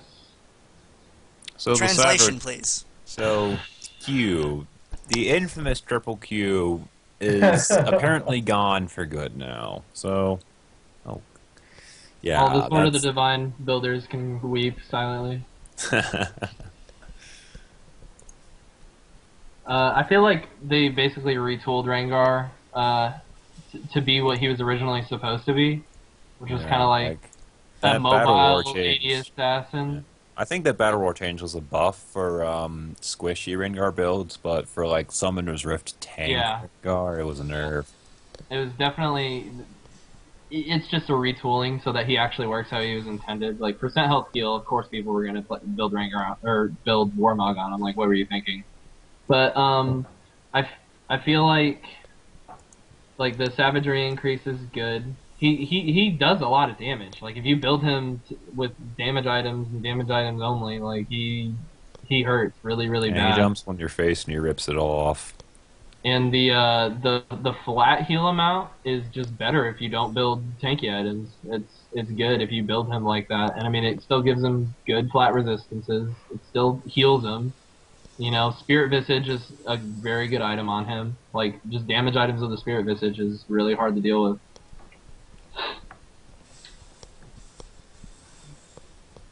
The extra stealth is so annoying.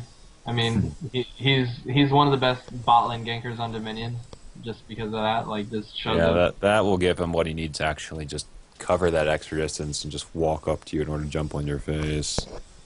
Especially the ones that get MOBA boots, man. They come out of nowhere. All right, so Lord. who here plays Riven?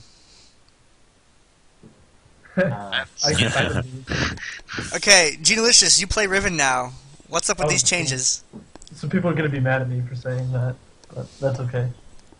I mean, like, talking to my buddies who play SR Riven, like, it's mostly that. It's a trading mechanism in lane.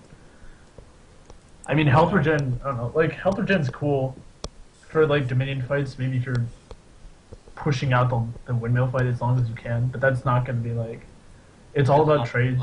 Yeah. Yeah.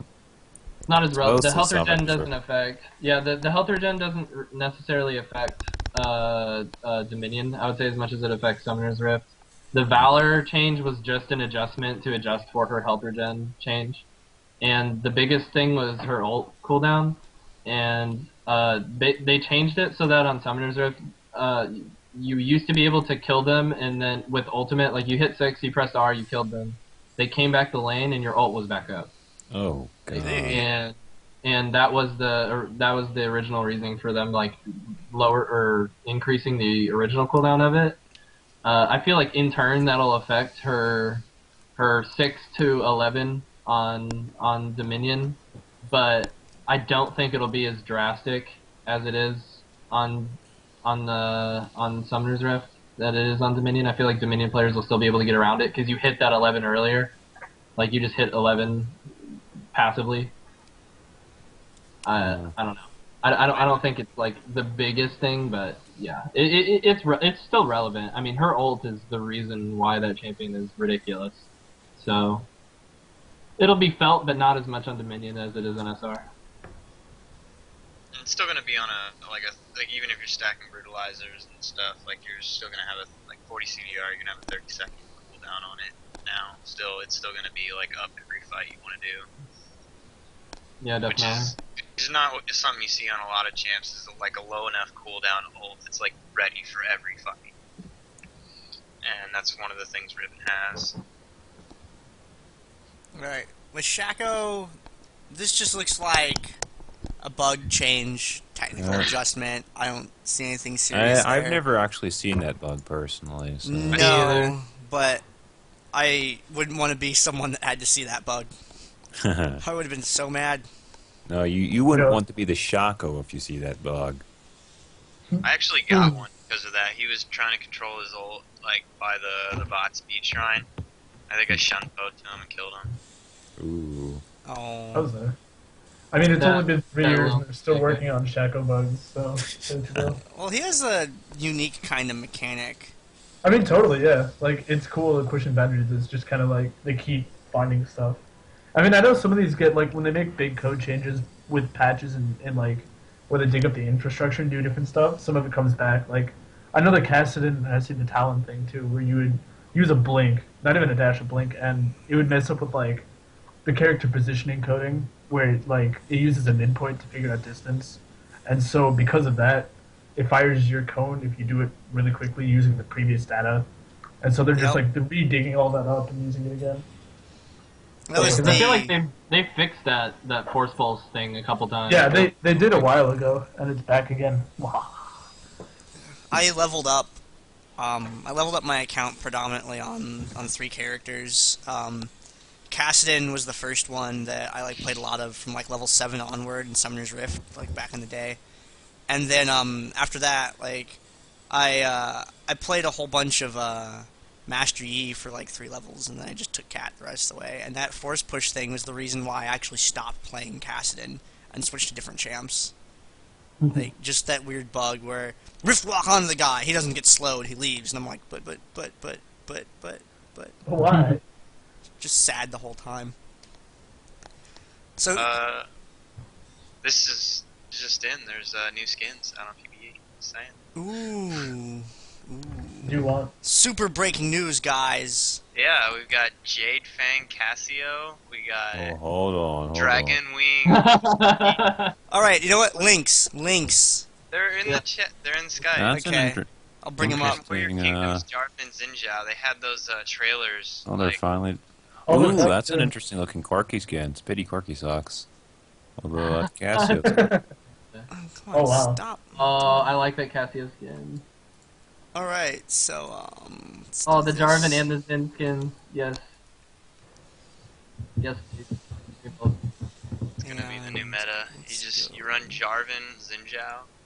Yeah, dude. What you do is Jarvan Cataclysms, and then Zinjao he gap closes into it, and then uses his ult to knock it.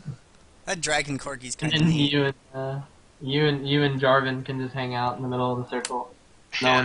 one. Just dance. That's like some Lubu status J4, though. Yeah, dude. I don't know how I feel about that Cassiopeia, though. I'm liking it. With It that. doesn't look too. It doesn't look too bad. Let me see if I can I get thought a it was a closer Nami look. skin at first. I thought it was a Karma skin at first. You can click on it to get a bigger She's look got at the it. fans. Yeah. Wait, is she going to be firing fans at people instead of? Oh god, I hope so. That'd be glorious. Oh, that would be It's interesting. gonna be like Mortal Kombat all over again. Like how she has armor on her tail. That's the most important part. Everybody Absolutely.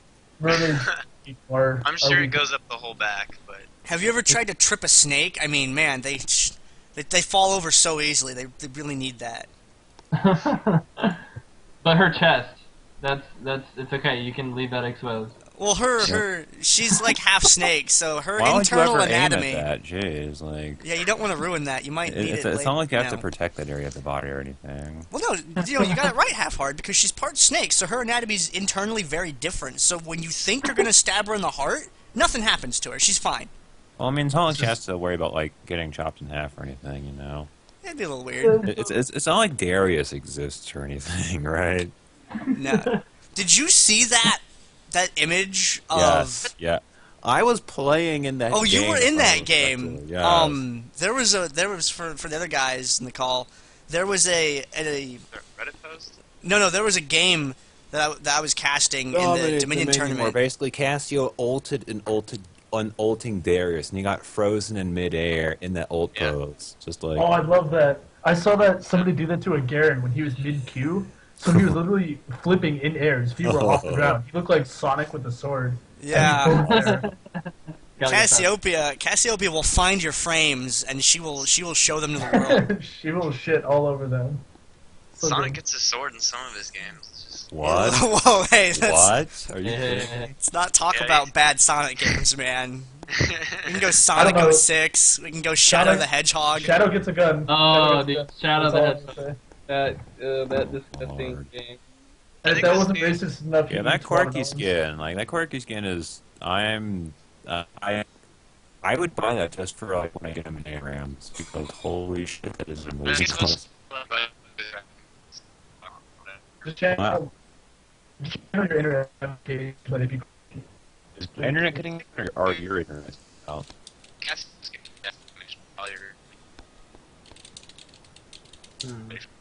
you know, I'm just Hold on, the internet's freaking out. Hold on a second.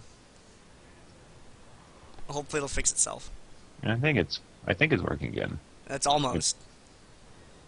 Because you're Yeah, still a yeah. little distorted. Well, I think we can work on this now. Y'all think we're good? Yeah. It's back. Okay, so back to the patch notes. Syndra. Okay. Oh yeah, Like why I not? said earlier, anything that involves range is a huge deal. That's an ult range buff. That's a huge deal. Makes me happy. Now, is it the range on her ult? That is her that they're ultimate. That increasing? is her ultimate. Yes. Yeah, So when, and her, I when thought they Syndra's originally ultimate hits max range or hits max level, it's going to gain almost 100 extra range. That's significant. Yeah, I thought they were originally like thinking about making her auto attacks have bigger range, but I guess this is better than that. They're just Yeah, gonna keep because auto attacks are so important for Syndra. Muramana, Hey, man. Syndra. Hey man, that Lichbane Syndra. Muramana, dude. You get that. Hey, why does no one ever get Lichbane? Do we just not have an item slot for it because we only get 5 items? I think that's I the thought it case, yeah. And plus, Sheen itself does physical damage, and like most mages, you're going to be itemizing. Aren't going to be like most mages don't give a damn about armor penetration. Also, like until they actually finish the full like 3K up item, like it doesn't really. It gives them like half of what it's advertised. Because I keep wanting to buy one, but I'm just like, I can't fit in. I don't have enough. Yeah, a couple of champions can use it, but It's better now. It makes me happy. It doesn't give the utility that you want early on, at least. Like the pieces of it don't give you the utility you it's want. just it's pure damage, no survivability, no utility, just pure damage, and you have to auto attack for So it. we just leave it to Master Yi then? That's about it? It's good on a collie, but it's not a It's good rush on item. Fizz. It's I good on think Fizz- Kali. yeah, Elise Fizz can was- occasionally make use of it, like if she needs like just that pure damage extra bonus item or whatever. Okay. Alright, sorry, I derailed that train pretty hard, but I just was curious about that. And how's Scare the Reek looking? I mean, this just means she can use it more, gets more Yeah, damage it's- over the course it's of the 2 game. seconds off the cooldown. It's not bad. Like I actually don't think Syndra needs any more buffs. Like she's already strong, and Yeah, Scatter the Weak is definitely her better ability. Having it on a lower cooldown is just like it's really strong. Like Yeah, this is gonna start getting scary. People are gonna start playing. secondary. she's already scary. Have you ever been Yeah, on the no. receiving end? No, I know she's scary. I'm saying people are gonna start playing her, and it's gonna be like Kha'Zix tier. Oh, they're gonna do that thing. I don't think she's gonna be Kha'Zix tier just because. I don't know, man. You seen the damage she pulls out? Oh, It's a I've single been target blown damage, up by yeah. Confronterius Syndra. I've seen the sort of damage that she can put out. Yeah, she theoretically is the highest burst. Theoretically. Single target, yeah. Yeah. And they keep buffing her. Yeah, like she doesn't need any more buffs, and Riot hasn't quite figured that out yet. They're gonna get a very nasty, Whenever they one of these days in There's one no of their limited tournaments, they're gonna get a potential. nasty wake up call. yeah. Go on, Remember man. when they ninja buffed Malphite like 8 times? yeah, and then God. everyone And was then all like, wait, whoa. like the Malphite train rolled in, and it was like, oh. Oh, I liked riding that. I remember playing Malphite like shortly became flavor of the month, and I was like, "Why the fuck do people not think his champion is OP?" And a week later, everyone's screaming at Malphite's OP, and I'm like, "Yep." It might be the case with Syndra. It might be the case. It might be similar. So who plays Talon? Me. Me. You know, played him last week. It did? Oh, so that means he plays Talon and Riven? He Oh, played God. Talon in the last tournament in our first round versus some SR. Wait, really? Yeah. I would love We to had play 20, Talon in a we ran tournament, double but assassin. everyone always wants me to play mages, so. So, what, Yeah, I play Talon, but I always play mages because people make me. so how about these Yep. Talon changes then?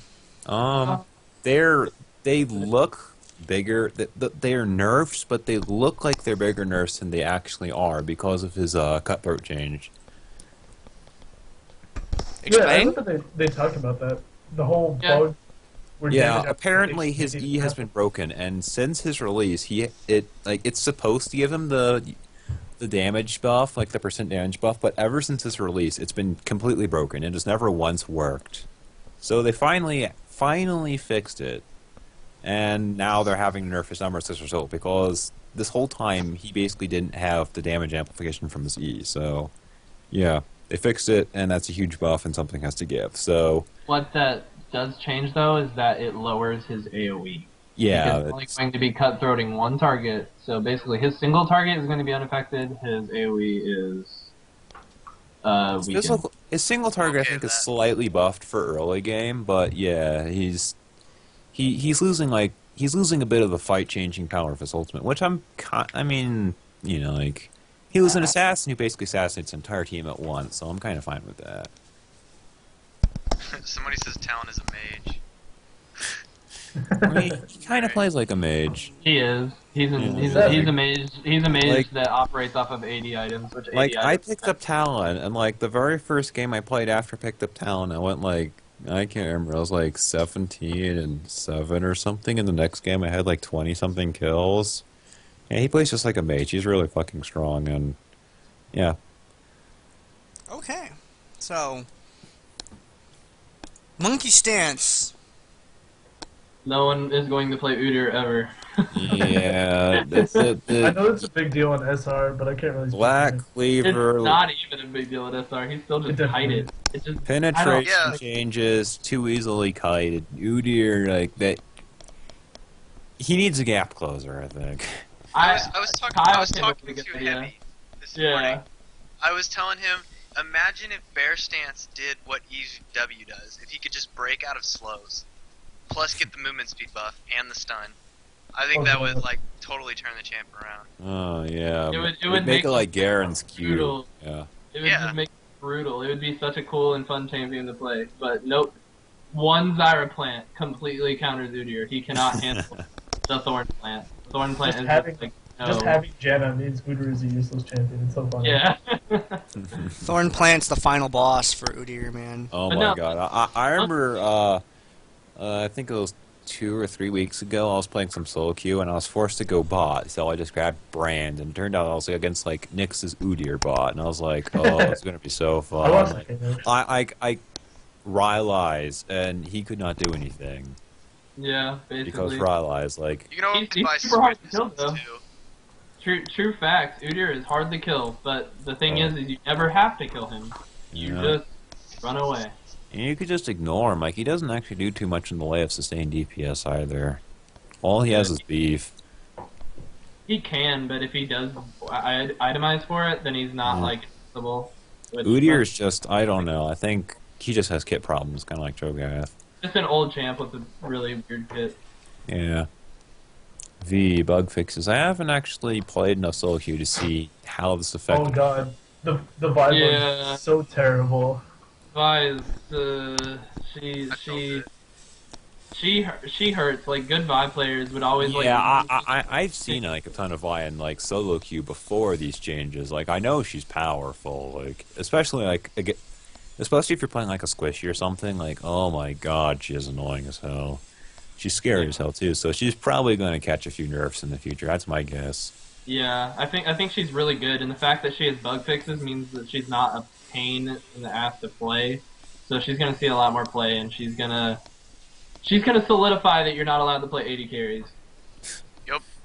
Yeah, anything not named Kog'Maw or Ezreal is just oh dear, my poor Twitch. I love Twitch. He's so fun and he's That was so a strong. fluke. Just a My- fluke. my He never should have been able Twitch to play him. My Twitch hurt. Yeah, I got Vi on an ARAM on EU West this morning because they hadn't gotten the patch yet.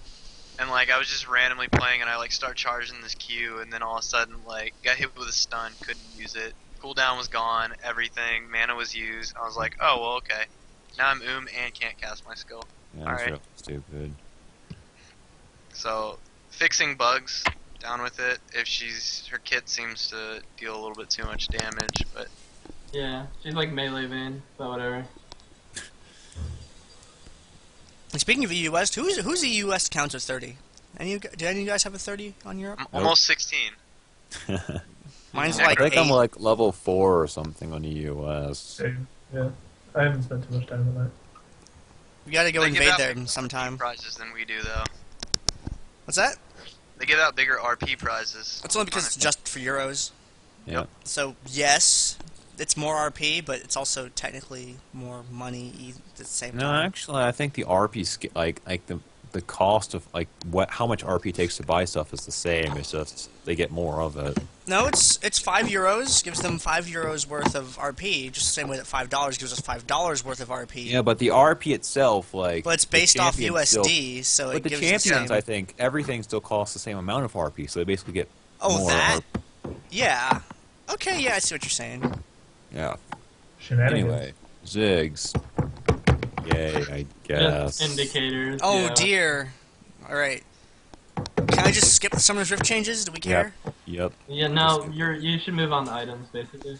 But man, Yeah, dude, there's a lot that to talk small about here. golem, it's losing 300 health. I'm so geez. sad for Ah, it. dude, that small golem, man, he's weak. Rip in peace, small golem. It was fun times, little guy.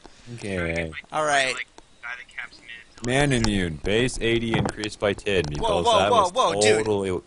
Item tooltips have been revised to improve consistency. Oh boy, it's because I actually read those things. What? Yeah. I know, right? They're Yeah. wrong 20% of the time anyway. Yeah. So, Man immune. on They another didn't thing. actually change anything which matters. Moving on. Archangels. Charges slightly faster. No one really cares. Good all item. those Solo queue. Good item. Archangels is a good item. Uh, Mostly for bot laners, in my opinion. I don't know. I'm not a fan of Archangels personally. Like it would be nice if Tyr didn't like horribly gimp your early game. I think tier right now is like the most efficient mana fix item now. Well, yeah, Tyr has always Tyr been in like a flask. retardedly efficient, but the problem has been like stacking it. You know, like all does it take gives really you is long mana. time. Like It depends on the champion. Like I can see Syndra getting away with it easy. I do. flask. I I actually don't know those. Do you have enough gold to still start with boots, Tyr, and flask? No, you don't. I tried. I don't today. think so. After the flask changes now. Yeah, so that's annoying for like 80 mils of heart and Blitzcrank and stuff. Yeah, that was cool. I liked being able to get that early flask. Mikhail's Crucible change, OP. Well, that's just so that you don't have, like, a bad mouse over or something like that, and you don't accidentally slam it on a minion, because that's terrible. Oh, see, I that's- remember back when Ignite used to be cancelable minions, and occasionally it would just... Dude, it was OP though. There's so many plays you could do with like dragon. Like you would aggro dragon but ignite it. Oh, It dude, wouldn't heal. there were like Yeah. level 2 Shaco dragon kill strats and stuff that use Ignite. Yeah, Level dude. one Because you kill. throw down the Ignite, you get the AP bonus because it's on cooldown, the boxes just tear it up. Yeah, dude. I think the thing we really have to look at is when I'm playing my Blood Boil Nunu, I can't heal and cleanse my promoted minion from Yeah. Banner. That's exactly true, what man. Banner command like buff, and now I can't like cleanse it. Like, cause they can stun that minion. It's okay. They compensated by giving that banner CDR, so it's okay. I still think this means that minions are going to have an even more difficult time against champions than they did already. I don't know what to do when I have dual power on my team and I have a minion. I mean, it's not like dual power is going to carry me, so I need that minion. Shots fired. Oh, man. Ooh, it's a good thing he's not online. PJ Salt.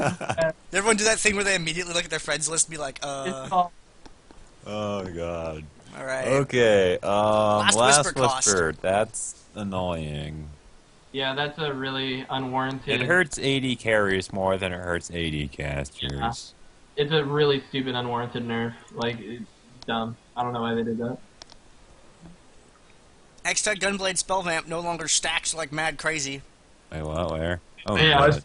Like, who was Oh, I actually saw Nicole. You mean you didn't try and relive the early days of Jax? Uh, Yeah. I had a Nicole do the gunblade stacking thing. Oh. Is that in the patch notes? Yeah, I'm looking right at it. No, I'm looking for something Oh, else. Hang okay. on a Well, sec. you looked with that, and then... Does the patch note say anything about Grez's land? Okay, it doesn't. I It don't doesn't know. say what actually got fixed. Okay, so apparently, so according to my good friend Campstigator, Oh, it's actually down that way Lantern around the active stacked Grez's lantern, so you could have multiple like you could buy like 2 Grez's lanterns, and you would have 2 active Oh reveals. man. So I think apparently, this I guy's just bad. got that fixed, and Campstigator's unhappy with me. That explains that ribbon we saw in Solo queue Yeah. the other day that had 4 Uh, lanterns. Yeah, by the way, these patch note items apparently aren't like in alphabetical order. No, they're not. It's really annoying. That's really weird. So Iceborne So yeah, Gauntlet... stealth patch update. Grez's lantern active was fixed, so it no longer stacks. God, that makes me so sad. They did that. They gave that the QSS treatment. QSS used to be not unique, so you could have like 5 cleanses if you Oh wanted. my! Double QSS vein was the thing. I remember. Oh, Jesus Christ. That would be scary.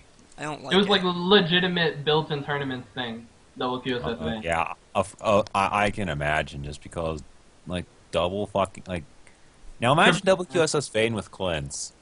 Yeah, it was triple cleanse vein. I like Oh, scimitars. yeah, that would be irritating. Is it unique with scimitar? Can you still get like a scimitar?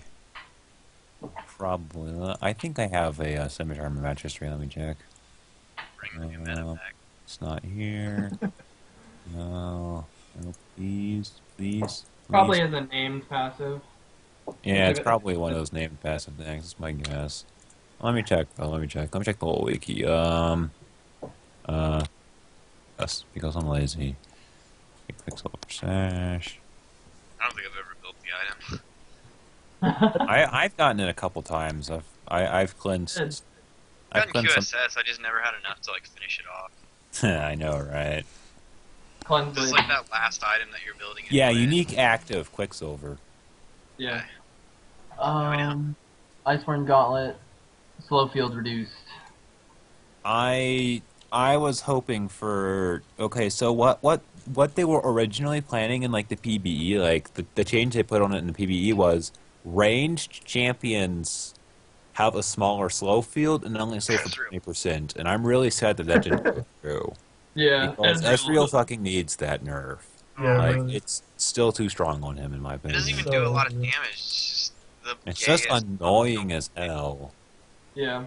You don't need to necessarily optimize for damage on Dominion at all though, on Ezreal. Like just The utility is retarded. Yeah, like pretty much every Ezreal I've seen ever since the start of Season 2 has been Bruiser Ezreal. Like, a lot of them don't even build any crit at all.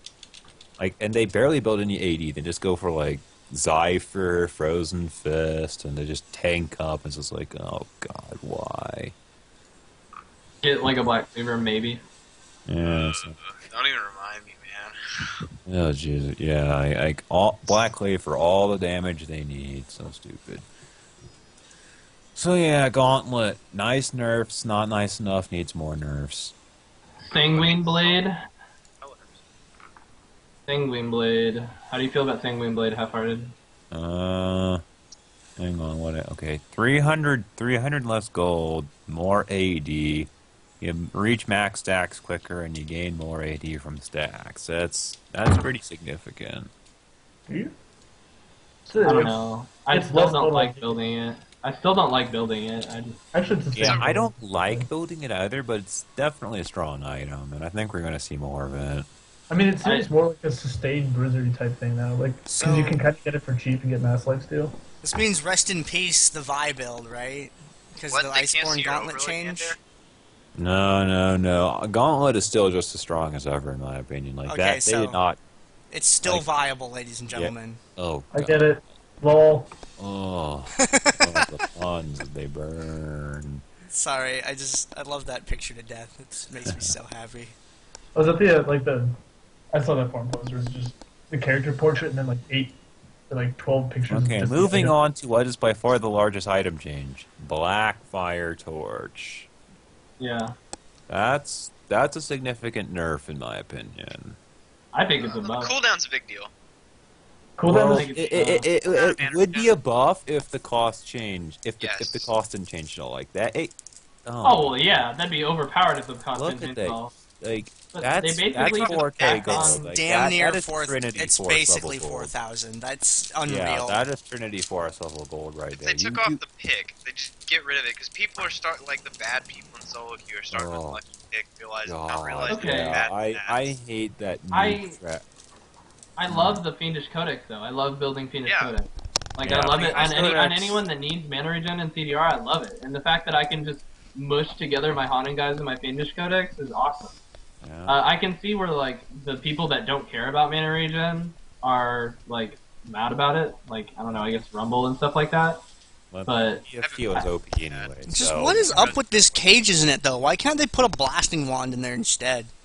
Yeah, it's Why pretty can't they awesome. take that component out of it and really reduce the AP and just make Yeah, it like a especially cheaper What's item? the tree line, maybe? I guess it's Twisted Tree Line, yeah, because when I played it today, but I built the more important parts, you know. More Yeah, damage. it's like I wouldn't bother with Kages. It's Even I don't like, know. especially like at least in Dominion, I wouldn't bother with Kages because just you don't have enough time to They actually should rack just up gold. remove gold items from the Well, menu. what they Stop. did, they increased passive gold on Twisted Tree Line and Summoner's Rift. Like Summoner's Rift even has more passive gold now. So like gold It per does. 10 items are just not as big of a deal anymore. Well, they also just nerfed aren't. GP10 and SR, didn't they? They did, Yeah. yeah. I So mean, it's like across the board, GP10 is you really only build GP10 on supports on SR in certain situations. Like even now, GP10. Well, yeah, on Kage's got like just royally fucked because like now it only It got gets like pretty 2 extra gutted. GP10 and you have to kill something or gain like like they basically just neutered the gold generation on Kage's. Yeah, I think they did that because like Kage's, if you compare it to the other GP10s, it's like a damage item slash GP10, which is kind of dangerous, you know? Like, dangerous in the sense if you compare it to like Heart of Gold, which was like a tank item slash... I don't know. From what I've heard, Heart of Gold was considered the better GP10. Because, Oh yeah, no, Heart of Gold yeah. was OP, which is why they removed it. And I'm just saying, like, they left Kage's in, but it was going along those same lines of being like, it's an item that contributes to something relevant while also giving you free gold. And it was Whereas- pretty good on like roaming meta, which Mana what mana regen, health regen from Philo Stone is just like it's relevant for laning, but irrelevant in team fights. it's the ideal support stat, I guess. Yeah. Whereas building Yeah, AP up, that Blackfire Torch, that's gonna be interesting. I think that Blackfire Torch change is gonna be what I need to justify, like, finally not rushing Torch. Yeah. I But haven't. when do you get it though? Like, when do you have to start this item to actually get I'm it? gonna say mid game, like either before or after your Void Staff. Like, And because The of the piece dot number- component of it, is it gonna be? I feel like this is significantly better of an item early on in the game than it is later on in the game. Like, I It's, just feel like the damage goes further earlier on than later on. I mean, it just pieces depends. of the item are good. The pieces of the item are good. Yeah, that's how I think you have to think about it. Like That's a, a Fiendish Codex and a Haunting Guys together on a lot of champions are like I would get like the Fiendish Codex and the Haunting Guys, and then instead of Yeah. just finishing it straight up, like build your Sork shoes, build your Void Staff. yeah, that's what I was and- thinking. And then you think about how you can combine them, and it just becomes really slot efficient at the end of the day. Yep. Yeah, That because is you know, a big deal. expensive It item. puts It's- AP casters Yeah, first. we'll have to see how it plays out, but I mean, it's an interesting change. like It's- big bulky items are fine if the pieces. That's how I feel about it. Why Triforce? You can get away with it. All the components are useful. Yeah, I mean, like, if the champion uses every piece of the Triforce, it's okay to just build pieces because you're okay with it. Like, hey, I'm playing Jax, I have a Phage. Like, okay, cool. I have a Sheen now. Yeah, cool.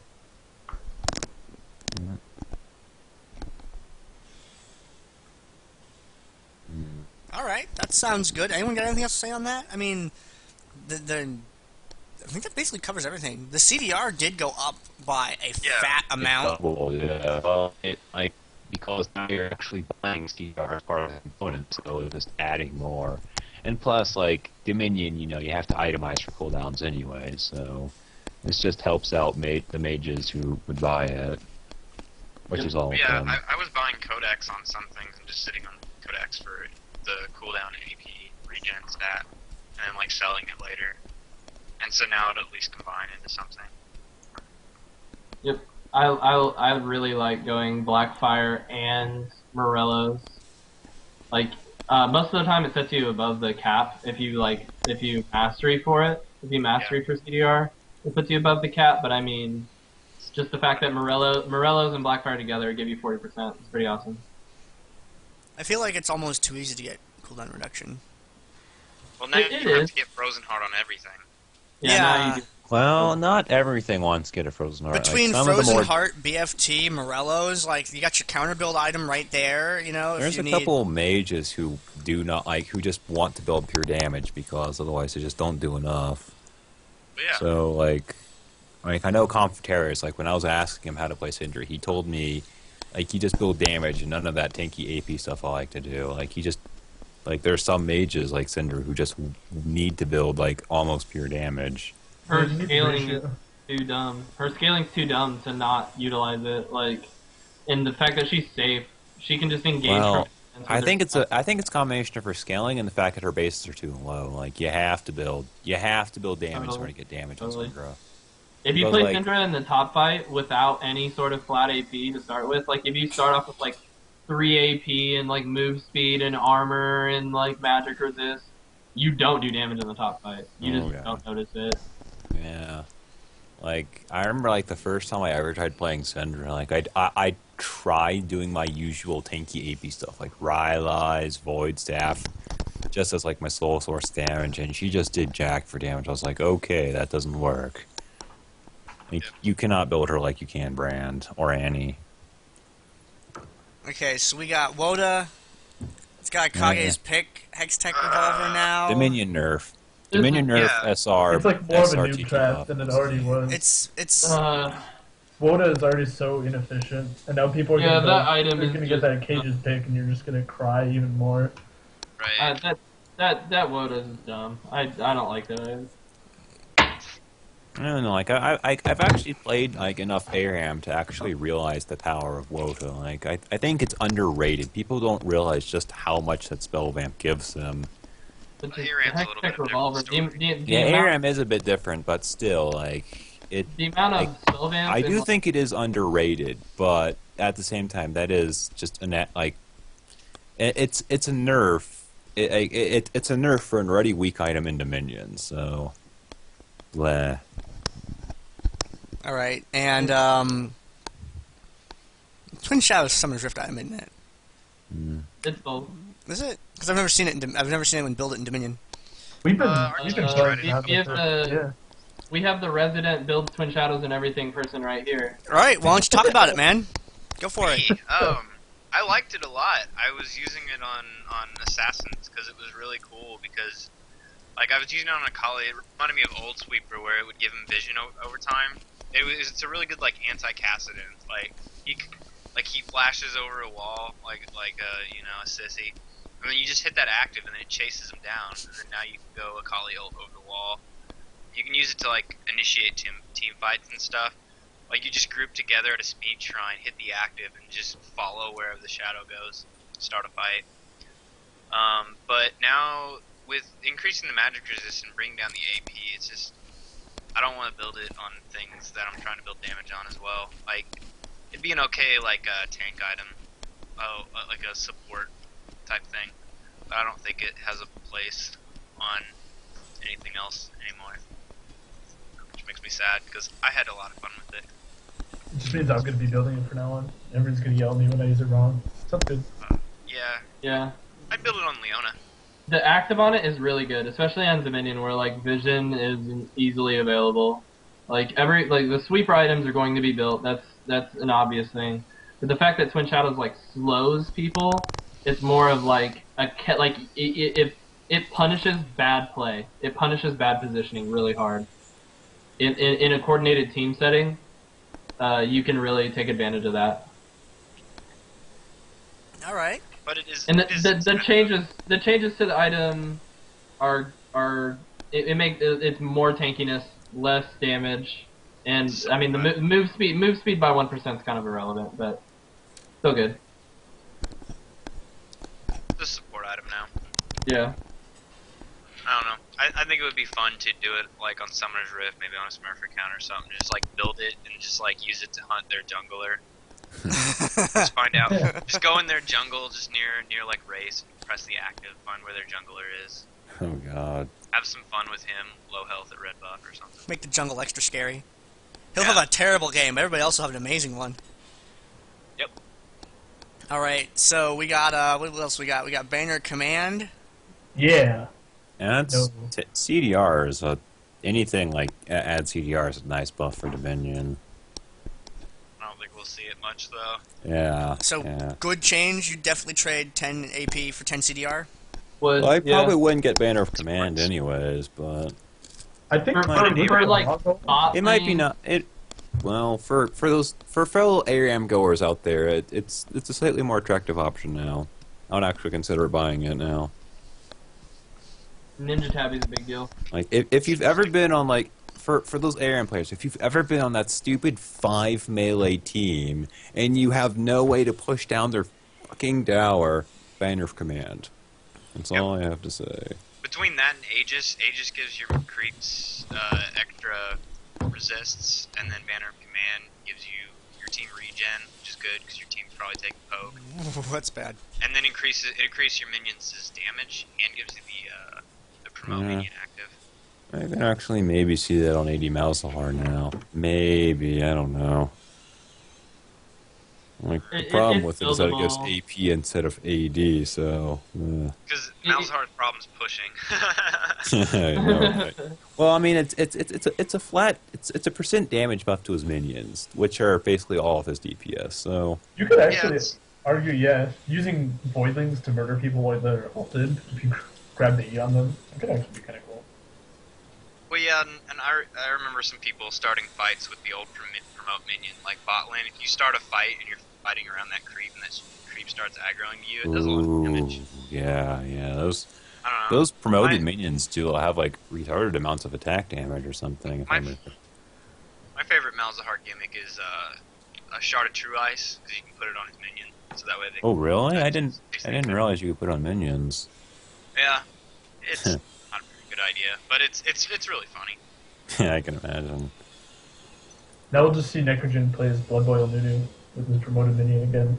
Just like the old days. Hey, that minion was so happy.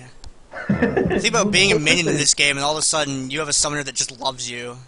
Oh my And god. sends you to your death relentlessly. I know. I try and keep minions out of the suicide booth when I play Anivia. I like throw up the wall, like, no, stay! Someone's gonna push this tower. I need you. So Banshee's Veil. Yep, don't care. Gives more health, but it's a Summoner's Rift item. Well, if they changed that Odin's Veil, that would have been cool, but looks like they don't care. Now, Ninja Tabby, this change is pretty nice. Question, does that work on towers? Yeah. No, I don't think it does. It Okay, doesn't. don't care. I mean, it's a pretty big deal. I think It's a big deal for bot lane. Summoner's Rift, it's a huge deal in general. Actually, for bot lane actually, Dominion, if I think about it, that's that's basically a direct nerf to 80 Malzahar. Yeah, no, like you build 80 Malzahar, Yorick, which I mean Yorick has been like underplayed as of recent anyway. But like I just remember on SR, like there's just certain champions that Ninja Tabby was super good against because they like spawn minions, and that was the item you built. That makes it better in the jungle, right? Basic attacks. Yeah, but I mean, on Dominion for bot lane, like, it just gives you... That change gives you the ability... If you're getting out-pushed, you can just build Ninja Tabby and stand in front of the minion wave before it hits your point to just keep it safe. Like, let's say you push them out, but you don't kill them, and you have a huge stack of minions, and you just need to keep them off your point. Or you're trying to stack the minions so that you can stay closer to your point to stay safer from ganks. Like, I think it's a big deal bot lane, but other than that, it's kind of irrelevant. Freezing the lane Dominion. Alright. Yep. And Leandra's Torment we're not worried about, even though its icon is way better than Haunting Guise's icon. Now let's talk about the dumbest thing that I've seen all week. Do What it. the hell is that? That is awesome. What are you talking Booblet's about? Witch Cap. It is the worst thing. I hate the double blasting one. I rarely rush that item, and it uses up more slots, because if you got Chain Vest and a blasting wand, like, I'd rather just have a needlessly large rod in that slot rather than trying to, like, build 2 blasting wands. And instead I'm, like, waiting for gold to, like, finish the item out because I don't have another slot for that other blasting. I actually have the exact opposite. Like, I've always hated, like, having to save up for that needlessly large rod. And when I do have enough gold to buy needlessly large, I feel obligated to buy it because otherwise I don't know when I'm going to have 1600 again. So I pretty much pigeonhole myself into going into Wadlets or DFG. So I personally like that change. And It might they just also be a took down the preference armor. thing, And, like, say what? I said it might just be like a preference thing, but I feel the same way with you on this, where it's like, I don't want 3 item slots for 1 item. Like, it just sucks. It's whenever the pieces are like individually unimpressive. Like, the only time I ever hold on to a blasting wand, it seems like I'm building a void staff. That's the only time I ever just have a blasting wand like hanging out. I would rather save up the money for needlessly large than just buy a blasting wand and just sit on it. Yeah, because I could use that slot for like pots or anything more valuable. Anything. And I don't know. And then they reduced the armor on it, which kind of sucks. It was one of. Well, like, I mean, it was a little bit like you have to admit the Loglets was a bit strong. Like, it's still OP. I mean, that was kind of the point, though, wasn't it? To give you that giant damage spike. Yeah, you don't get an extra armor anymore. Like the chain vest. I mean, like 10 less armor in an age where like Black Cleaver and Last Whisper and all that stuff exists. Like that's not a big deal. I'm not too worried about the loss of 10 armor. I think that makes it even like more annoying because Cleaver just like mitigates every part of that. Yeah. Like, that is the 40 armor that's just gone. Why don't they just take the Black Cleaver route for it, and instead of doing like like 2 blasting wands, do like a blasting wand and a health crystal on a chain vest? Just give it health. Just give it health for no reason. Blackfire Torch version 2. Blackfire Torch 2.0. Blackfire Matchstick. Down. I play APs. 1. Alright. Funded. So, Hextech Sweeper. Actually, you know what? Let's hit Hextech Grez's Lantern first. Sweeper, also known as Hextech Fuck You Timo. Let's get the Lantern change out of the way, so we can kind of do. We can bundle Sweeper in with Lightbringer. So Grez's Lantern attack damage up. No, attack damage down by 5. Are we gonna feel this a lot? You think? Grez's Lantern, I think, was a bit too. It was too cheap, too cost efficient. So it was too cost efficient, yeah. But I mean, we all know that we can't stack lanterns anymore, so everyone's. Yeah. I'm not even gonna play Dominion anymore. I can't do that trick. So. Okay, bye. Yeah, please. Can I have your stuff? Give me your Dominion yellow. Yeah, you can take my spot so everyone can yell at you for not building shadows anymore. Sounds good. Go ahead. You can become a caster instead now, man. Dude, yeah. Cool. Live your dreams. Okay, so yeah, all right. So small change. Hextech Minesweeper. Hextech Sweeper is gonna have the same unique passive that Lightbringer is gonna be. Do you want to go into Lightbringer? Let's just talk about that passive. Let's talk about trap detection, the unique passive. Awesome item. Awesome. So just out of pure, I don't know, coincidence, the first and only Dominion Dominion game I played today, we had the enemy team had a Nidalee and a Teemo on it, and I was like, fuck yeah, I get to rush a Sweeper. What'd you say? I said typical solo queue. It's always typical solo queue. The enemy has Teemo and Nidalee. You know, like what's new here? I mean, we crushed them because Karma kicked in and they had a DC. But it was a Karma DC. It was a Karma DC. Look, I'm just saying that I need to put this out there because I've seen in Dominate Dominion chat of all places, and guys, I thought we turned up the intelligence a little bit. Nidalee's traps are not stealthed. You can see them all the time. Even on the minimap. This doesn't reveal Nid traps, guys. I know that. This is just for the benefit of... It's a real pity that it... Dudes. It'd be cool if it highlighted them, like, a little bit better. Like, maybe put a glowing circle around them or something. Wait, they have that, don't they? I mean, darn. Not to be pessimistic or anything, but, like, all it is an angry red eye above the Teemo Shroom. If you're an idiot, like, you're still gonna walk into that. Yeah. Yeah, that's unfortunate too. Like if you would walk into Teemo Shrooms if you had an Oracles active, you will still walk into them if you have a Sweeper active, or if you have a Sweeper in your inventory. What is the range? Does anyone know? I think Gnome said it was 300. Yeah, I was gonna say it was like 3 or 4. Now, you still need normal line of sight, like Oracle style, right? So if you put them on the edge of bushes. Yeah, so if you put them on the edge of bushes, they will still go poof and piss you off. Okay. When they had initially released that unique passive, you actually could see them in bushes too, and that just. I wish they had kept that. I really, really do. Well, I mean, it's a counterplay item, not a cure for stupidity, unfortunately. So. Can't win them all. Yeah, but I don't know. It was like stupid Teemo traps, man. Well, I mean, like the what? I guess Gnome wants to at least keep. I don't know. Teemo's probably still OP, but he's definitely going to be less OP. Like Nidalee It's gonna basically. It's That's gonna my. devolve into just, hey, the enemy team is the Teemo, and avoid all bushes always. Yeah, but that's huge. Like, that you miss a lot of jungle power with that. Well, Totally. that's what the active's for. I mean, Yeah, but the whenever active. Well, I mean, the active. Yeah.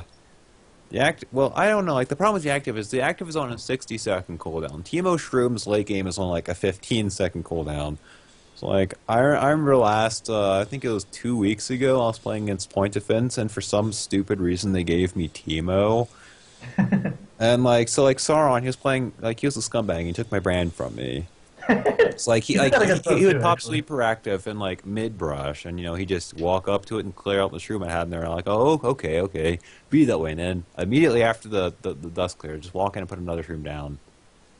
And I'd be like, well, great job wasting your freaking sleeper, I mean, the biggest thing this is for me, at least, is if they take top and Teemo gets that free reign over your side of like the mid jungle, then instead of running through that gigantic minefield of 4 mushrooms and you can't even contest the point anymore, you can at least clear them out before like completely Vietnam suiciding. Like if you're playing against my Teemo, you literally cannot even enter the jungle through the fog of war without running over mushrooms. Oh, I was just gonna say about that. My Who loves that Teemo one? shrooms, when I am ahead and I have the luxury to put them down, I just put down the most retardedly aggressive Teemo shrooms. Walk outside of your base, and you literally get like right that, across the street, and they start entry there. to the jungle, like while you're still in the fog of war, that first entryway to the jungle, I will put a shroom right in the middle of that, and you either have to clear it out or you have to go through the open out of the fog of war where everyone can see you and know your position.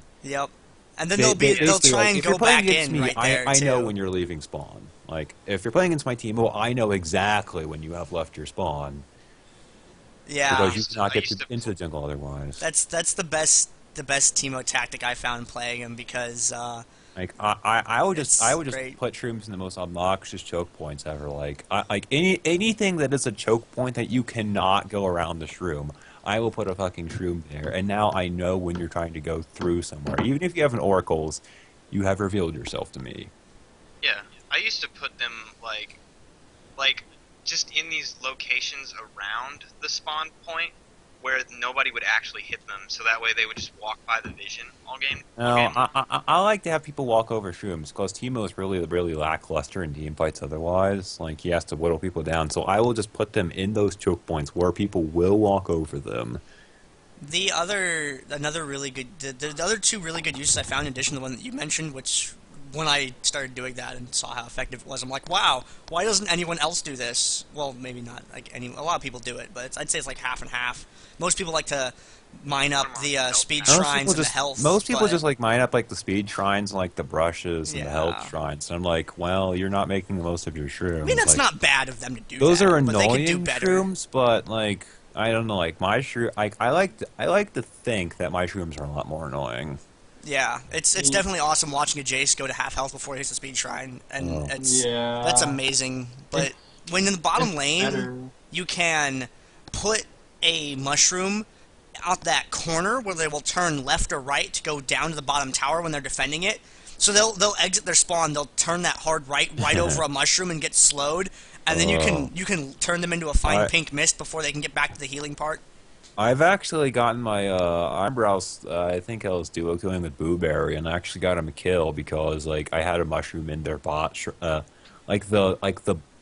brushes at the bottom of bot lane. I had like shrooms in both of those. Oh so, yeah, like, if you can help out you your bot got a kill laner, man. because of it.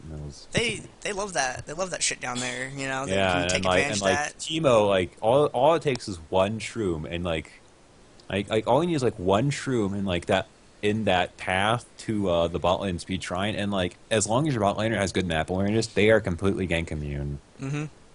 Yep. It's also it's not really affected by this change, but the other use is the people that actually do the combat mushroom. when, you know, a fight starts and someone just comes in and just straight dunks on them and you can drop the mushroom right in front of you and kite them straight through it.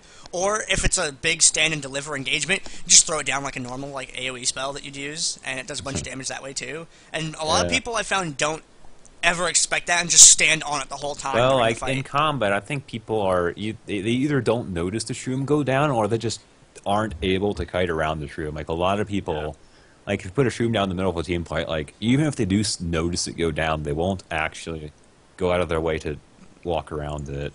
I think I would rather sacrifice the 2 auto attacks and scoot to the left or right, because you can still stay in auto attack range on whatever your target is. You can can move just through kite it. an auto attack. Like, Yeah. Like just up your mechanical skill level. You just have to watch the little guy, though. I mean, you do have to be paying attention for it. But when you see him do that little head bob hop thing or however animation is, the move. shrooms make a distinctive noise when they go down, and like you can see the shroom go down. Like everyone knows. Like if you see a shroom go down, like everyone knows what that is.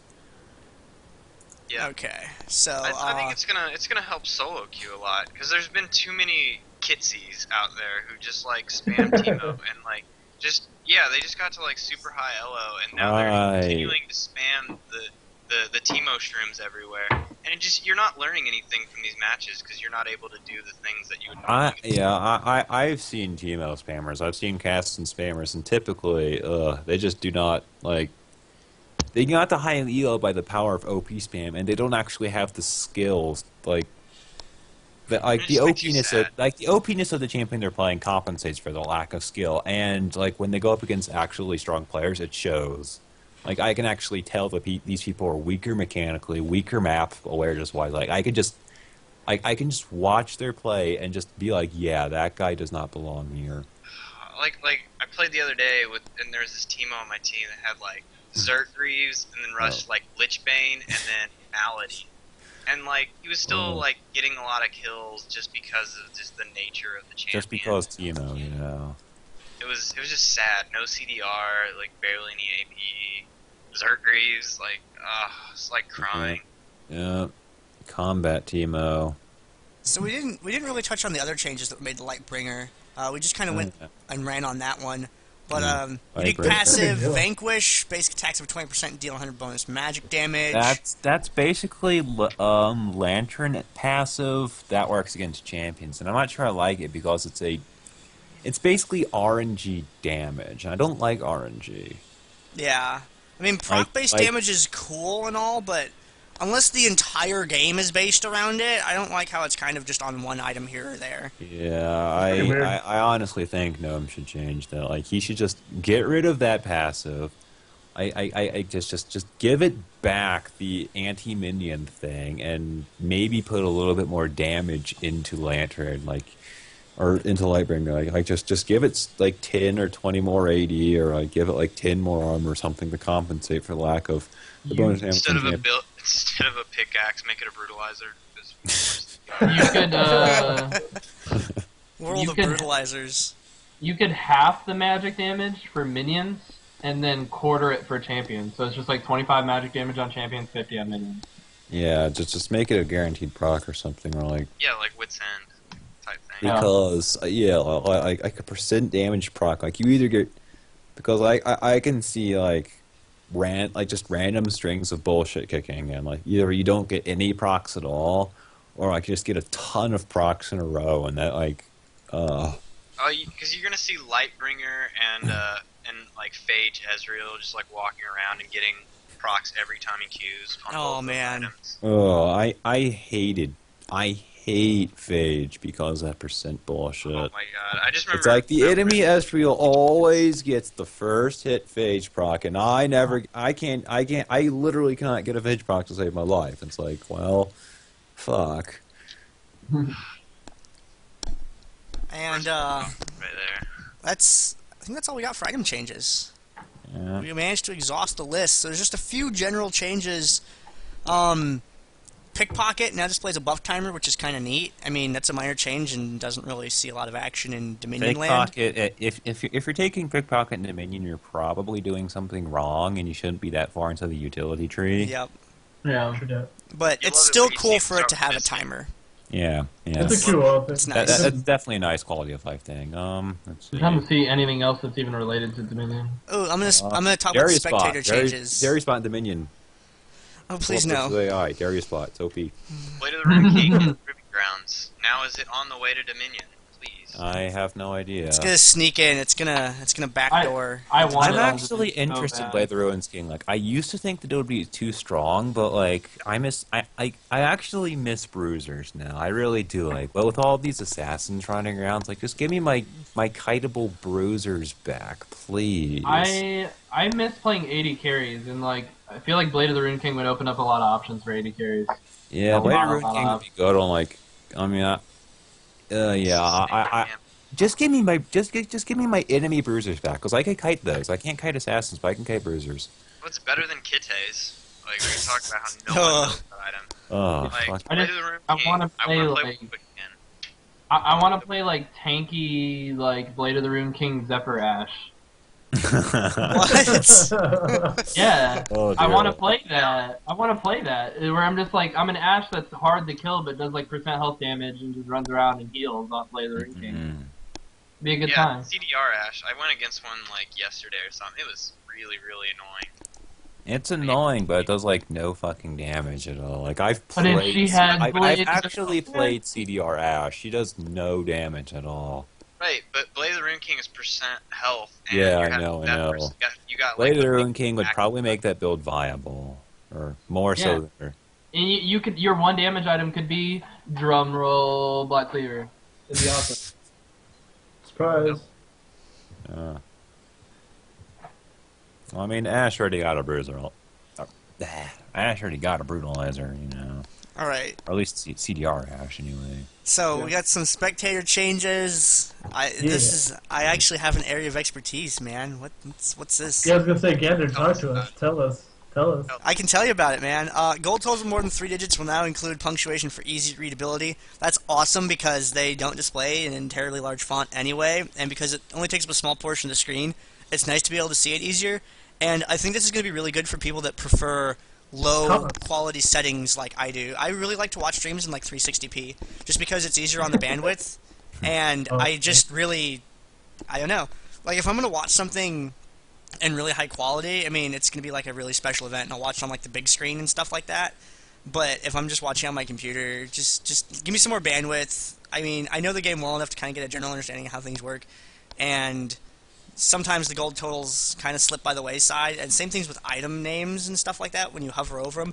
But the item names the colors are different, and the font's a little different also, I think. So they're a lot easier to read when you mouse over them. It's white on black, whereas the gold totals are just kind of scrunched together in a smaller text size, and I'm just, no. Now I can actually see those, hopefully, which would be pretty cool. Directed camera positioning will now take the health bars for Baron and Vilemall into account. This is cool. We might see some snipes or something like that. It might catch those, but the directed camera, I think, has a long way to go before it's going to be really effective. I hear that the Korean tournament makes pretty liberal use of the directed camera, but I haven't gotten confirmation on that. I think that it's always better to have a manual camera. I heard that they have a dedicated like manual camera hired by like the whoever's running the tournament. I know that Riot has a couple on staff like manual cameras. Oh yeah, they have Somebody a has manual to. guy who will run it, and then that feed will go out, and the spectators will only see that screen. Or it will be on one, and then they will have a second screen that they can kind of mouse around and click on things for when they need to bring up specific information. But the primary camera stream feed is one thing, and then they have a separate computer. And, Yeah. I mean, the directed camera AI, I mean, it's really nice to just kind of be able to plug in and watch a game with the directed Yeah. camera and not have to worry about doing the casting thing, which is really awesome. I think the more changes they make to it over time, it can only get better and better, because it's really cool that it even exists in the first place. It does a really good job for what it is. It's like an automated, showing you, and it's not going to show you exactly what you're interested in, but how good of a job it does being an automated system, like it does a pretty good job. Yeah, it still goes around But and visits everybody. it's still not going to be as good as a trained person, obviously, but for the fact that it's just AI, it does a really good job. They got a bug fix where the directed camera would just randomly go to champions as a recalling, and I absolutely hated that crap when yeah. Most of the people in my gaming clan, like all my friends that I play with, they all play Summoner's Rift predominantly. I've like talked them into playing Dominion. It's really sad, but they're actually really good at Dominion. Just a weird part, and they hate it, but they're just fine at it, which just baffles me. But when I go to watch them in Summoner's Rift, you know, when I'm like waiting when I come on late or they just started a game or something, like, oh, I'll just watch this. If they're not streaming it, I jump into the spectator thing. I just hate the way that the camera would pan away like that. I'm like, why? Just why does this even happen? You think it would be smarter than this? A guy like goes down. And it's just because they'll do it when they're on low health, and for some reason the AI just thinks that's really important. And I don't know. Those new backing animations, especially with that cat thing. Oh Wait, no. man, I think that's in here later down a little bit. We'll get to that. That's a really cool change. And the last thing for Spectator is they had a Spectator chat call out for powerful items such as Athenes and Blade of the Rune King. This is amazing because casting Dominion specifically, we don't get to see don't have enough words. Like, we just can't fit enough into the short amount of time. Like, we can't really call fight play-by-play too well because of just how crazy and chaotic it gets sometimes. And in addition to that, we run into a situation where we just kind of end up having to go, what is the biggest factor that influenced this fight, or what do we think is going to be the biggest factor that's going to influence this fight? And then we kind of look at that point, and we kind of drive that one home. And then the rest of the stuff the viewers kind of have to figure out on their own. And this is going to help with that a lot, because this means that while casting, it saves us, like, words. It saves us phrases that we can use to highlight other things. If there's a visual cue for it, that's going to enable a viewer to see what's happening. And I think they need more stuff like this. I don't necessarily think it should get to, like, Heroes of New Earth status, where you're, like, the God Cloud effect, and you can't see anything that's going on under the glow, but the more noticeable effects they add to this game, and like the more that they take some of the more subtle things and kind of like hype them up a little bit, maybe even with just an activation animation, like, you can't tell when Teemo pops move quick necessarily. There's an audio cue for it, but it's extremely hard to hear over my commentary or any other person's commentary.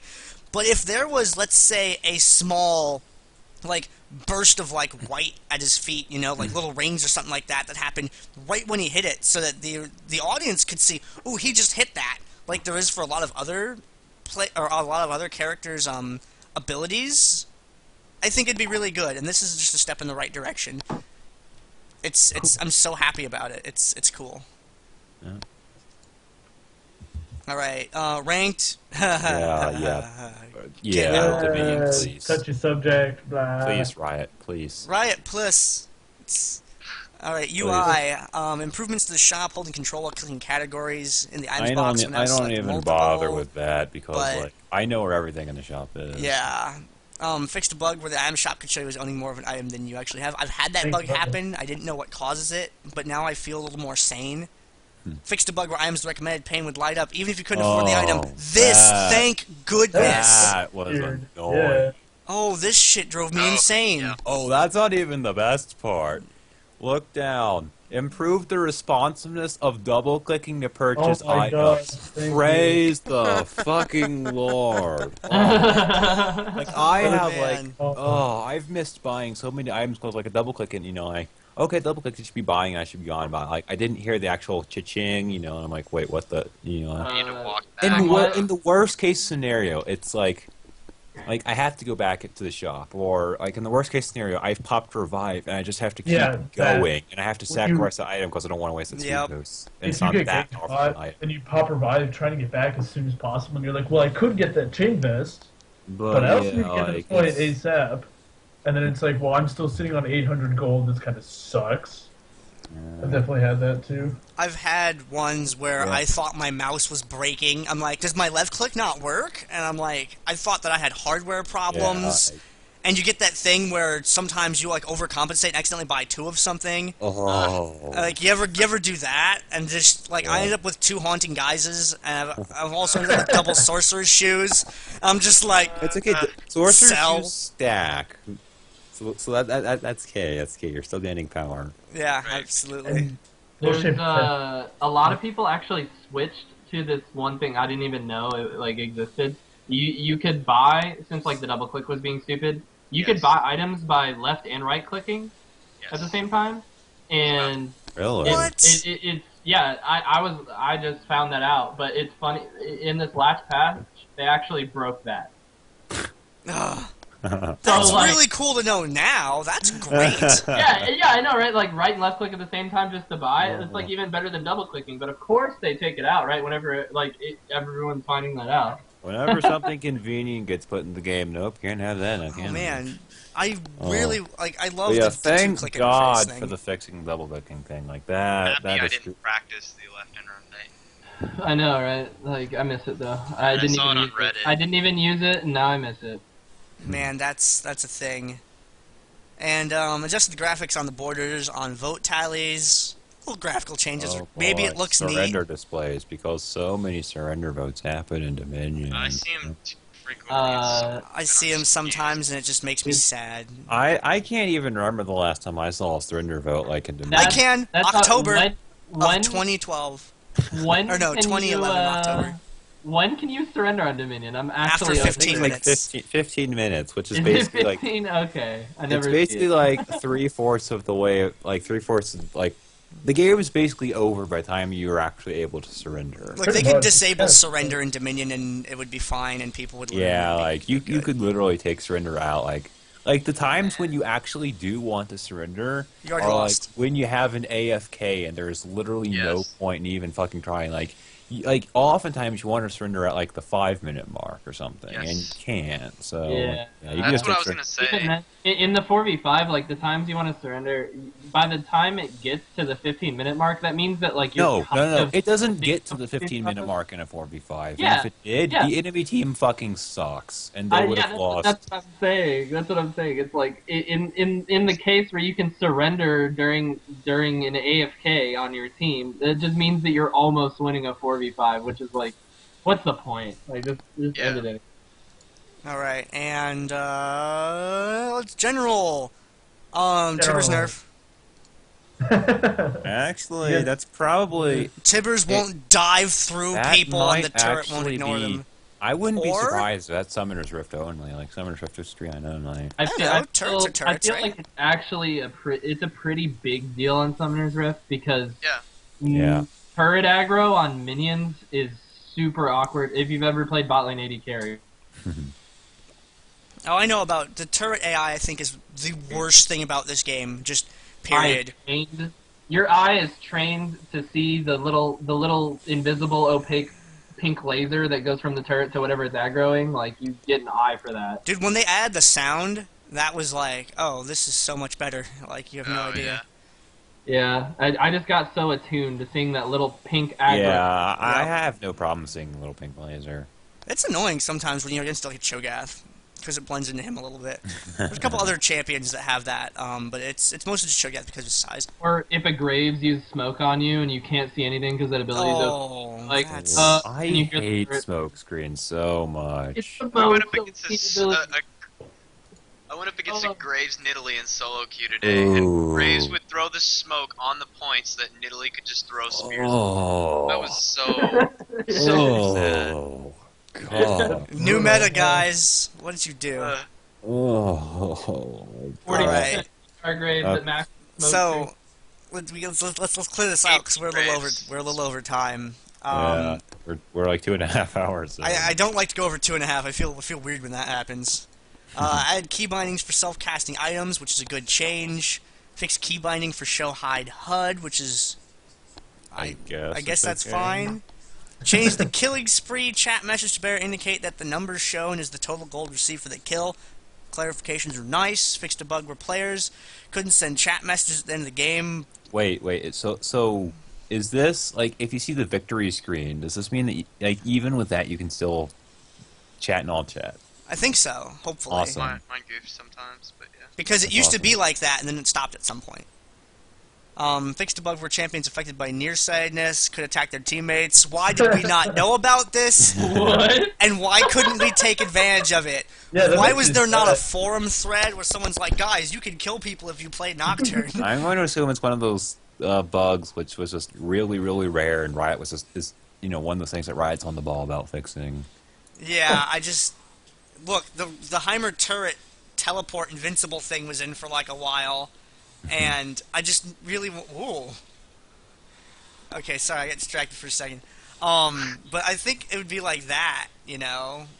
There was that one video of the Nidalee, like, Oh, I've seen Italy team kills, yeah. and she goes to heal the Ezreal and kills him.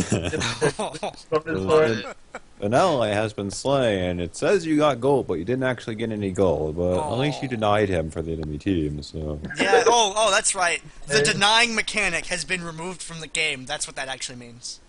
All good. Minimap improved, wards have special icons. Players outline. People This is recalling now hacks. have a special. Yeah, that's actually I think it's pretty big. This like, is straight up unfair because now I don't have to like camera over people anymore. I just know when they're recalling, which in Dominion is going to make me so happy. This is also another incentive for people playing to recall in the Fog of War. Yeah, now they'll have to really do it. Now I could just look at my minimap, and if you're recalling, if you're recalling on the point, I don't have to like click the minimap to actually see whether you're recalling or not. I could just see that you're recalling and that there's no one defending your point. So, if you want to recall, this is something you should have already been doing, but for the love of God, recall in the Fog of War so that you keep your enemies guessing. Because at higher level play, people will notice if you're recalling. Totally. And also, like, don't gank a dude, don't gank for a person that's on your team whenever you see that, because they're not going to be there. Like, you go to gank bot, and the bot laner is in, like, a perfect place for you to, like, start doing stuff. And then all of a sudden, there's a little bot that appears from the minimap. And you're like, oh, okay, well now I guess I'm just holding bot lane on Dominion, and this is stupid. It also apparently differentiates between normal wards and sightstone wards. Yeah, there's a Cool. This is relevant. Well, Yeah, I mean, that's just something that was posted in the chat, and it's I cool like that for for us, Summoner's yeah. Rift. So, because I think that item's amazing. I just like buy it on every champion. 'cause I Oh, don't care. Sightstone, you mean the special item? This is Summoner's Rift one where it's Why would they differentiate that? because you can only have 3 Sightstone wards active at once, and now that way you can see if you've got the 3 out already, because it recharges the charges when you go back to the Summoner platform.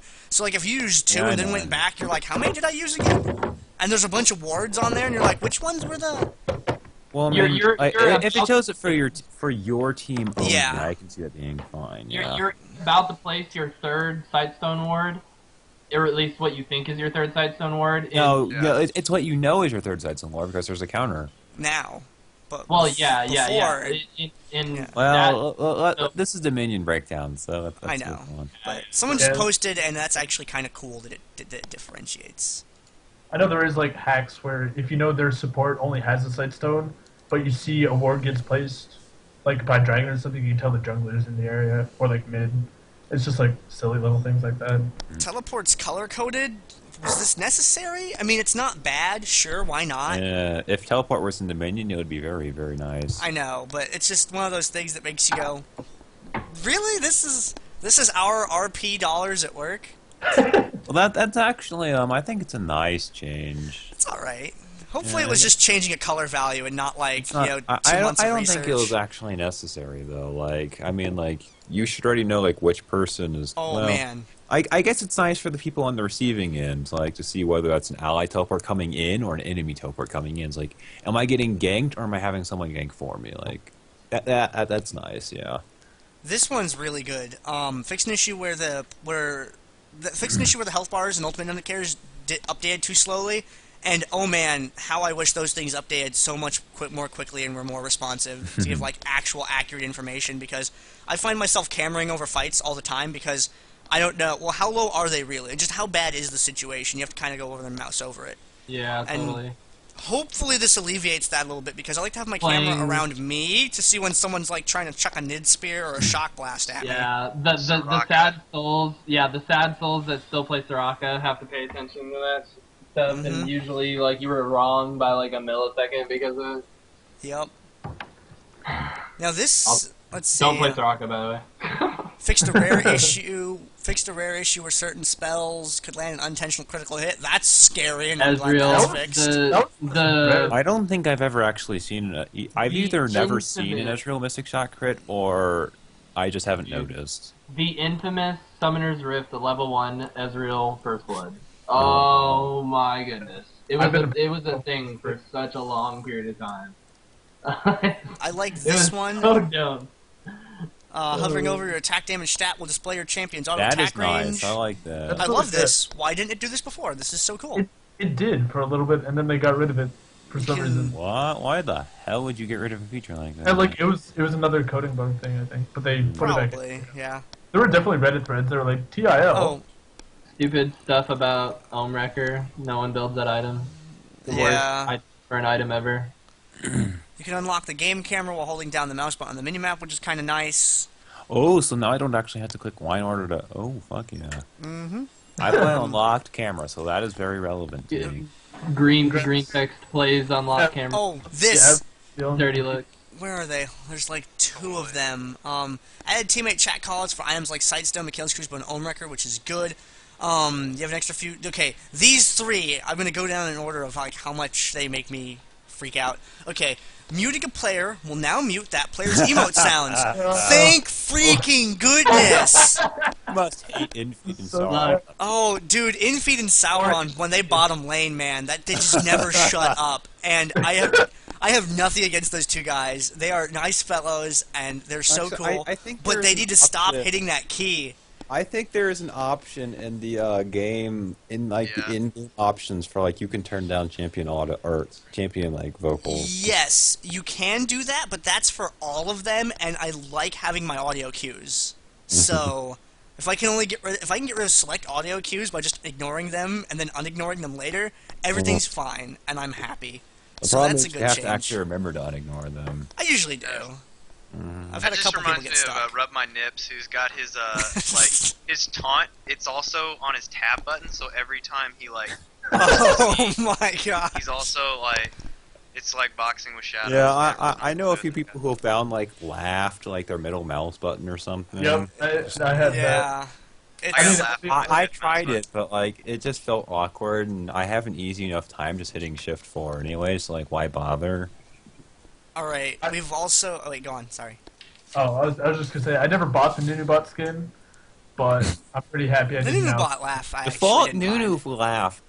I am a firm believer that default Nunu laugh is better than Nunu bot. Just because like her her her her. Okay, so now, I don't know if any of you guys played World of Warcraft, but, you know, now we have welfare pentakills. Because you now have a few extra seconds to finish a kill streak Dude, I have if been the in target plenty is the of last member of the team alive. For those of you who play ARAM, this is freaking awesome. Pentakills for everyone! Yeah. You get a pentakill! You get a pentakill! Genolicious, you still can't have a Technically, pentakill! they are. Yeah, there is Announcers Oprah. I are like assholes. this. Like, technically, they are pentas, Gandair. It's just that, like, the announcers are fucking assholes. So, yay. Oh, so this is the actual announcer getting his shit together, rather yeah, than it's a the bug announcer being like, change okay, or fine, whatever. fine, I'll stop being a jackass now. I can see defeat. You get it. I just now it's like by a few seconds. Are we talking 2 or 3, or are we talking 5 or 6? I'm hoping for 5 or 6. Because that's just Because gonna be sometimes that's a lot. Obamacare pentakill, man. Sometimes you need like 5-6 seconds chase down that one last asshole who won't just turn around and be a decent person, you know? I think if it was, instead of it just being a timer, if they like, I don't know. I think there's some way else to I do think it. that like as long as like slow on that as last long guy. as one person gets 5 seconds on the enemy team and no one on their team has like and like everyone on their team has remained dead for that time, like I think Yeah, I think if they add some different conditions rather than just a time element, then I'd be really happy with You it. should do a reverse poppy ult where your teammate's not allowed to put damage on that person. Give everyone a target. Ooh, imagine having a target mark. That would be kind of cool. This could be relevant in Dominion because you could get a quadra kill and then as they're reviving in, you could like. Oh, you hit revive and go down to the bottom lane when they're capping your tower? Well, no. I'm saying like top fight. Like I've gotten quadras with like Eve and Cat. Like I've actually heard about like revive based Dominion pentakill, some legendary kill. Like I remember, I think someone said like once they got a legendary kill because like 2 people in the enemy team revived, and he killed them both. I was like, legendary kill, and he was like, wait, what? Yeah, you can. I actually just wish they would go in and code it instead to just start counting up, because just give us 6, 7, 8, 9, 10. Give us the 12. I think 12 is the theoretical highest you could get, possibly. That's by No stag. deck to kill. Exactly. Oh, I want to You'd hear be that. like, you're super cool, and a big rainbow. Whoa, dude, you won the game. Do it, son. Uh, Five under it or something. Yeah. Just a little Timo, like in a dress, just shows up. Oh man, this is great. Riot needs to do that. I'd be so happy. But yeah, so this is a change that's just gonna make people feel better about their lives, Hey, I'm just waiting because for we the, all like, want pentakills. Dude, this was a totally necessary change that Riot should have put in ages ago. Hey man, it's not Very Riot's fault you important. can't secure that kill. It's important, Gandair. This change was very important. You don't understand. Okay, if you say so. You have more ELO than me. That means I you're have right. to pad my stats. They have to look cool. What's the point of playing this game if I don't Seriously. look cool? You guys have more stats than you know of. Stats and it's there. Alright, now the last thing we got, and then we're gonna close the show out, is I love this. This is probably like these last 3 things, the previous 2 and this one, are probably my favorite of all the patch changes. The camera snap that occurs when you respawn can be disabled by setting disable camera snap on respawn equals 1 in the general section of game.cfg, which is the config file for League of Legends. Now, when I'm streaming, or when any of you guys are streaming, or anyone you know that's a streamer, we can now keep our camera over the action while we're playing our own personal games and not have it cut away. We can just we come back to life and we just click through on the mini map to where we want to route our characters through to, and we can stay on the action the whole time. That's awesome. I like that. I remember they had a similar thing where if you were backing, the camera would snap to where you were on the fountain. So like, I had like a global ult going, like I was Gangplank or something, over someplace, and right as I went to cast it, I respawned, or I backed, Ooh. and I cast it on the fountain and just made myself look like an asshole. I was like, oh, Oh. okay, that happened. Oops. Yeah. I've when actually that heard laugh he's about doing is him Rumble. laughing at you. I've actually heard about a fountain Rumble. Oh god. Oh, yeah. That's... Oh, I'm depressed now.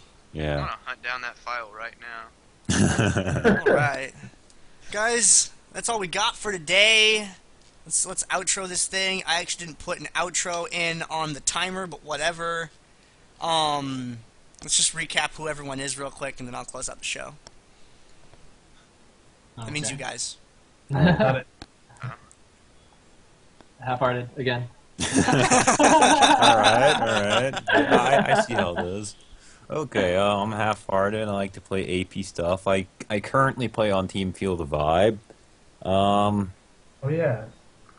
Although I don't know, like, if Pex invites me back, I'll go back.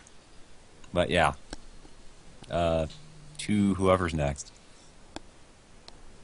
I guess I'll do it. I'm Science, formerly No God Try Science, formerly the artist known as Prince. And I play things that do magic damage, including tanks and assassins and mages for amputees. And I'm Heavy Blackout, and I play utility AP carries / LeBlanc, because LeBlanc's the best ever. You play Go ahead. everything, man. You play. I play everything in general, but Dominion kind of limits my champ pool. But yeah, and I sub for amputees here and there because, well, that 5th place team, dude, got this. Yeah, dude. Yep. And finally, I'm Genolicious. I came in late, but I'm also on amputees. I play whatever needs taking the blame. So whatever everyone else doesn't want to play, for some reason I get stuck with. Such a noble person. Alright, guys, and I'm Yes. Gandair of the gaming clan Vato Clan. I'm horrifically bad at LeBlanc. You guys don't even know. Stream viewers get it. It's real bad. I'll give you And, some- I've spectated some of your LeBlanc. I can vouch I for will give you Vander's some claim love, there. dude. yeah, man, it's just awful. So I'm an awful LeBlanc, but I cast Oh my pretty God. good.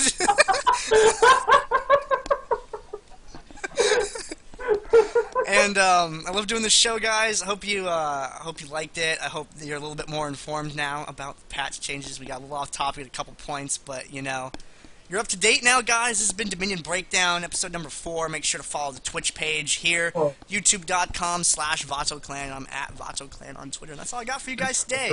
Cool. Thank you for watching, and I'll see you guys next time.